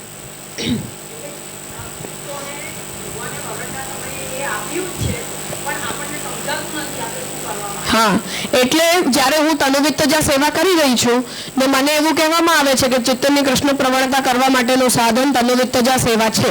હવે એ તનુવિત્તજા સેવા ભક્તિને પ્રકટ કરવાનું સાધન છે કે ભક્તિને વધારવાનું સાધન છે? વધારવાનું સાધન છે. કેમ કે આપણે ભક્તિને પ્રકટ કરીએ છીએ આવું તો આપણે કહી જ નહીં શકીએ ને, નહીં તો ભગવાનની કૃપાનું શું કરવાનું? પછી તો પુષ્ટિની કોઈ જરૂર જ નથી ને. કોઈ પણ જીવ તનુવિત્તજા સેવાથી પોતાનામાં ભક્તિ પ્રકટ કરી લેશે. તો જે બીજું વચન અહીંયા આપ્યું એ બીજા વચનની અંદર એવું કહેવાઈ રહ્યું છે, પૂર્વ પક્ષીએ જે વચન આપ્યું એમાં, કે દાન કરવાથી, વ્રત કરવાથી, તપ કરવાથી, હોમ કરવાથી, સ્વાધ્યાયથી, સંયમથી તમારામાં ભક્તિ પ્રકટ થશે. હવે આ ભક્તિ પ્રકટ થશે એવું કહી રહ્યા છે, તો પૂર્વ પક્ષી એમ કહે છે કે એનો મતલબ કે આ સાધનો કર્યા વિના તમારામાં ભક્તિ પ્રકટ નહીં થાય. આપણે એવું કહી રહ્યા છીએ કે આ બધા સાધનો ભક્તિને વધારવાના સાધનો છે, ભક્તિને પ્રકટ કરવાના સાધનો નથી. કેમ કે ભક્તિનો તો આરોપણ ભગવાન કરે છે, જીવ ભક્તિને પ્રકટ નથી કરી શકતો, થયેલું જ છે આપણામાં. એટલે ભક્તિ આપણને અનુભૂત ન પણ થતી હોય તો પણ ભક્તિ આપણામાં નિત્ય છે. હા, તો આપણે ખાલી એનો આવિર્ભાવ કરી રહ્યા છીએ, બાકી ભક્તિ આપણામાં નિત્ય ધર્મ છે. ભક્તિ આપણી અંદર અનિત્ય ધર્મ નથી. કેમ કે અનિત્ય કહી દઈએ તો આનંદ ધર્મ રૂપતા સિદ્ધ ના થાય, આનંદ ધર્મ રૂપતા સિદ્ધ ના થાય તો એની નિરૂપાધિકતા સિદ્ધ નહીં થાય. કેમ કે કોઈને જો એને પ્રકટ કરવાની જરૂર પડે છે તો એ સોપાધિક થઈ ગઈ ને. સાધનજન્ય હોય તો સોપાધિક છે, સાધનજન્ય ન હોય તો નિરૂપાધિક છે. તો સોપાધિકતા નિરૂપાધિકતા ખાલી મુક્તિની આકાંક્ષાથી નથી થતી ડિફાઇન, પણ ભક્તિને પેદા કરી શકાય છે કે નથી કરી શકાતું, આનાથી ગુસાઈજી સોપાધિકતા અને નિરૂપાધિકતાને ડિસાઈડ કરી રહ્યા છે. એટલે આ બધું એકબીજાની સાથે જોડાયેલું છે. તો એક પણ વાતને જો આપણે નહીં માનીએ તો બીજી વાત સિદ્ધ નહીં થાય આપણી. તો આનંદ માનો તો નિરુપાધિકતા આવે, નિરુપાધિકતા આવે તો જ પુષ્ટિ ભક્તિ આવે, તો જ નિત્યતા આવે, નહીં તો એ મર્યાદા ભક્તિ છે. પછી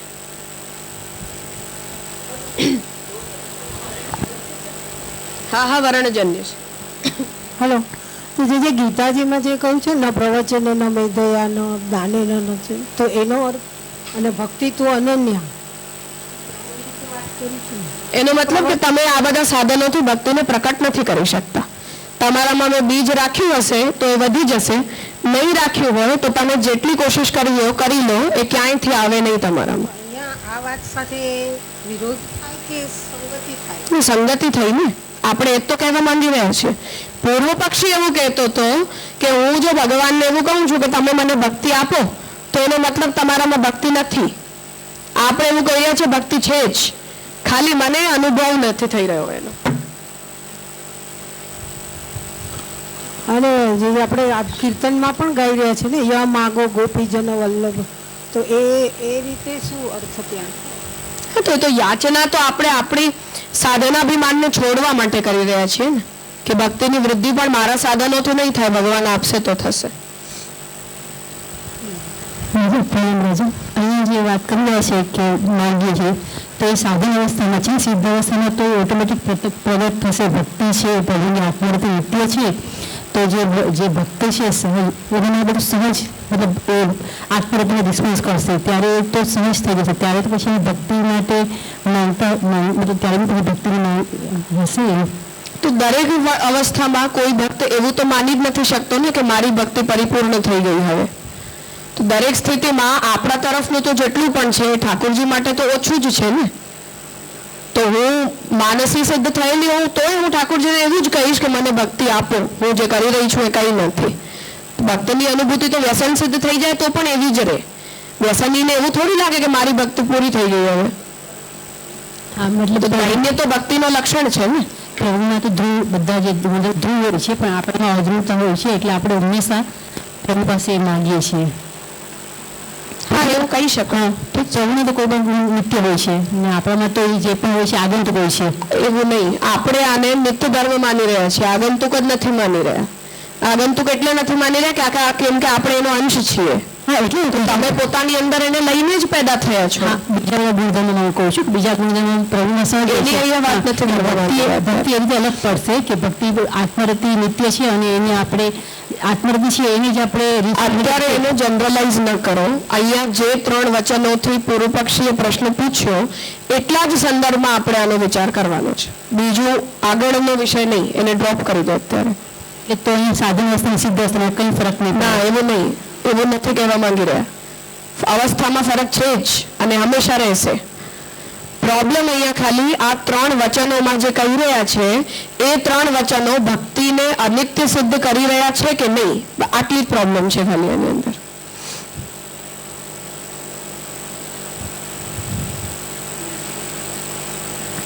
હંમેશા બીજ ભાવની અને વરણની વાત થતી હોય છે, એટલે એ તો પછી માર્ગરૂપ છે આની તે જ રીતે સમજવાનું, because nobody can identify when ગુરુ અથવા તો કે બીજ કોઈ ના કરી શકે. સો માર્ગરૂપ છે આનું. બિલકુલ.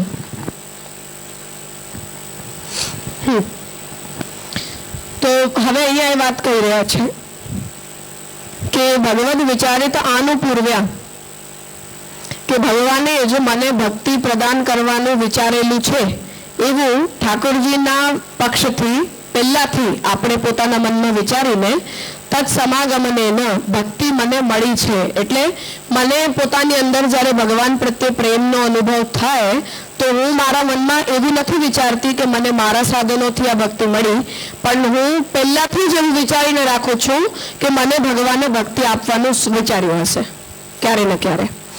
તો ભગવાને મને ભક્તિ પ્રદાન કરવાનું વિચાર્યું હશે એટલે જ મને ભક્તિ મળી. એવા વિચારથી આપણે એ ભક્તિની સ્વરૂપની નિત્યતાનો સ્વીકાર કરીએ છીએ, જેના કારણે પૂર્વ પક્ષીએ જે 3 વચનો ઉદ્ધૃત કર્યા એ 3 વચનો દ્વારા ભક્તિની નિત્યતાનો બાદ નથી થતો એવો જવાબ પુરુષોત્તમજી આપી રહ્યા છે. એટલે એ 3 વચનોમાં જે કંઈ પણ કહેવાયું છે એ કેવલ ભક્તિની વૃદ્ધિ માટે કહેવાયું છે, ભક્તિને ઉત્પન્ન કરવા માટે નથી કહેવાયું. અતએવ પ્રાર્થના વાક્ય એને હવે સિદ્ધ કરવા માંગી રહ્યા છે ભક્તિ સમાગમ. અતએવ પ્રાર્થના વાક્ય એટલે જ જે સૌથી પહેલું પ્રાર્થના વાક્ય પુનશ્ચ ભૂયાત ભગવતી અનંતે રતિઃ, આ જે પ્રાર્થના વાક્ય છે આમાં પુનઃ પદમ અપી સંગચ્છતે, આમાં પુનઃ પદનો પણ ઉપયોગ જે છે એ કરાયેલો છે. શું હેતુથી? તો વિદ્યમાનસ્ય એકસ્મિન સંબંધે નિવૃત્તે કાલાંતરે તસ્ય સંબંધાંતર એવ પુનઃ પદ પ્રયોગાત. પુનઃ શબ્દનો ઉપયોગ આપણે ક્યારે કરીએ કે આપણા ઘરમાં માનો કોઈ ગેસ્ટ આવીને આપણે કહીએ ચલો ફરીથી આવ્યા. ફરીથી આવ્યાનો શું મતલબ? પહેલા પણ આવેલા જ છે, પહેલી વખત નથી આવ્યા. તો પુનઃ પદનો જે પ્રયોગ છે એ આના માટે થતો હોય તો એને કહી રહ્યા છે કે એકસ્મિન સંબંધે નિવૃત્તે, કોઈ એક પ્રકારનો સંબંધ આપણો છૂટી ગયો હોય કોઈક સમયે કાલાંતરે કોઈ કાળમાં, તસ્ય સંબંધાંતરે એવા, એ જ સંબંધ ફરીથી સ્થાપિત થયો એના માટે આપણે પુનઃ પદનો પ્રયોગ કરીએ છીએ. જેમ બ્રહ્મ મંત્રમાં પણ આપણે એવું નથી કહેતા કે અમારો કોઈ બ્રહ્મ સાથે નવો સંબંધ સ્થાપિત થવા જઈ રહ્યો છે, પણ આપણે એવું કહીએ છીએ કે હજારો વર્ષોથી અમે આપને ભૂલી ગયા છીએ. તો એ સંબંધ આપણો અને ભગવાનનો ભૂલાઈ ગયો છે, ખાલી કઈ નવો સંબંધ નથી સ્થાપિત કરાઈ રહ્યો અહીંયા. તો ભૂલાઈ જવા માટે જ આપણે પુનઃ પદનો પ્રયોગ કરીએ છીએ. એટલે એ ભક્તિની અનિત્યતા દ્યોતક પદ નથી એવો પુરુષોત્તમજીનો તાત્પર્ય છે. યથા પુનઃ આગત ઇતિ, એના માટે ઉદાહરણ આપી રહ્યા છે કે જેમ આપણે બોલીએ કે તમે ફરીથી આવ્યા. ફરીથી આવ્યા મતલબ પહેલા પણ આવ્યા હતા, વચ્ચે અહીંયા હતા નહીં અને હવે તમે ફરીથી આવ્યા. તો અનિત્યતા નથી સિદ્ધ કરતું. તેના પ્રભુ હું પુનઃ ભવન પ્રાર્થનાદિ વાક્યાનામ, એ જ રીતે ફરીથી મારામાં ભક્તિ થાય આ પ્રકારની પ્રાર્થના સંબંધી જે વાક્યો છે એ કદાચિત કાનુભવસ્ય ચ ન વિરોધ, એટલે આ પ્રકારનો અનુભવ જો ક્યારેક ક્યારેક આપણને થઈ જતો હોય તો એનાથી ભક્તિની નિત્યતાના સિદ્ધાંતમાં કોઈ વિરોધ ઉપસ્થિત નથી થતો. તો ઘણી વાર આપણે પોતાના ઘણા બધા સંબંધોને છોડી દેતા હોઈએ તો તૂટેલા સંબંધો હોય ફરીથી આપણી વચ્ચે બધું બરાબર થઈ જાય અને પાછા એ સંબંધો આપણા કોઈ વ્યક્તિની સાથે બની જાય તો બગડે અને બને એની અંદર કાંઈ એની નિત્યતા નથી ખતમ થઈ જતી. એમ કોઈ સંસારાવેશના કારણે કે અન્યાસક્તિના કારણે કોઈ જીવ થોડા સમય માટે ભગવાનના પ્રત્યે પોતાના સ્નેહને ભૂલી જાય તો એનો મતલબ કે ભગવાન સાથે એનો ભક્તિનો સંબંધ છૂટી ગયો એવું નથી હોતું. જેના કારણે મહાપ્રભુજીએ એ જ આજ્ઞા કરી રહ્યા છે કે અંતરાય થાય આપણો કોઈ અપરાધોને કારણે તો થોડા સમય પછી શુદ્ધ થઈને ને જીવ પાછો ઠાકોરજીની પાસે આવશે જ. એટલે મહાપ્રભુજી તો એ કહી રહ્યા છે કે આવી સ્થિતિમાં પણ કોઈ પણ જીવનો ભક્તિ માર્ગથી નાશ થયો હોય એવો એક ઉદાહરણ પણ મળતો નથી. એની નિત્યતા બતાવવા માટે જ મહાપ્રભુજી વાતને કહી છે કે એવું વચ્ચે વચ્ચે ક્યારેક ક્યારેક આપણા અપરાધોને કારણે કે ઠાકોરજીની એવી કોઈ ભગવત્કૃત પ્રતિબંધને કારણે એવું થઈ જતું હોય પણ એનાથી ભક્તિ અનિત્ય સિદ્ધ નથી થતી. એવું પહેલો પક્ષ ઉપસ્થિત કરીને એનો જવાબ અહીંયા પુરુષોત્તમજીએ આપ્યો છે. અહીંયા વિરામ લઈ લો 10 મિનિટ પછી આગળ કરીએ. એક મિનિટ. તો નિત્યતા સિદ્ધ થાય તો એનાથી રસરૂપતા આવશે એમ આદત કરશે હજી. હા, ઓકે.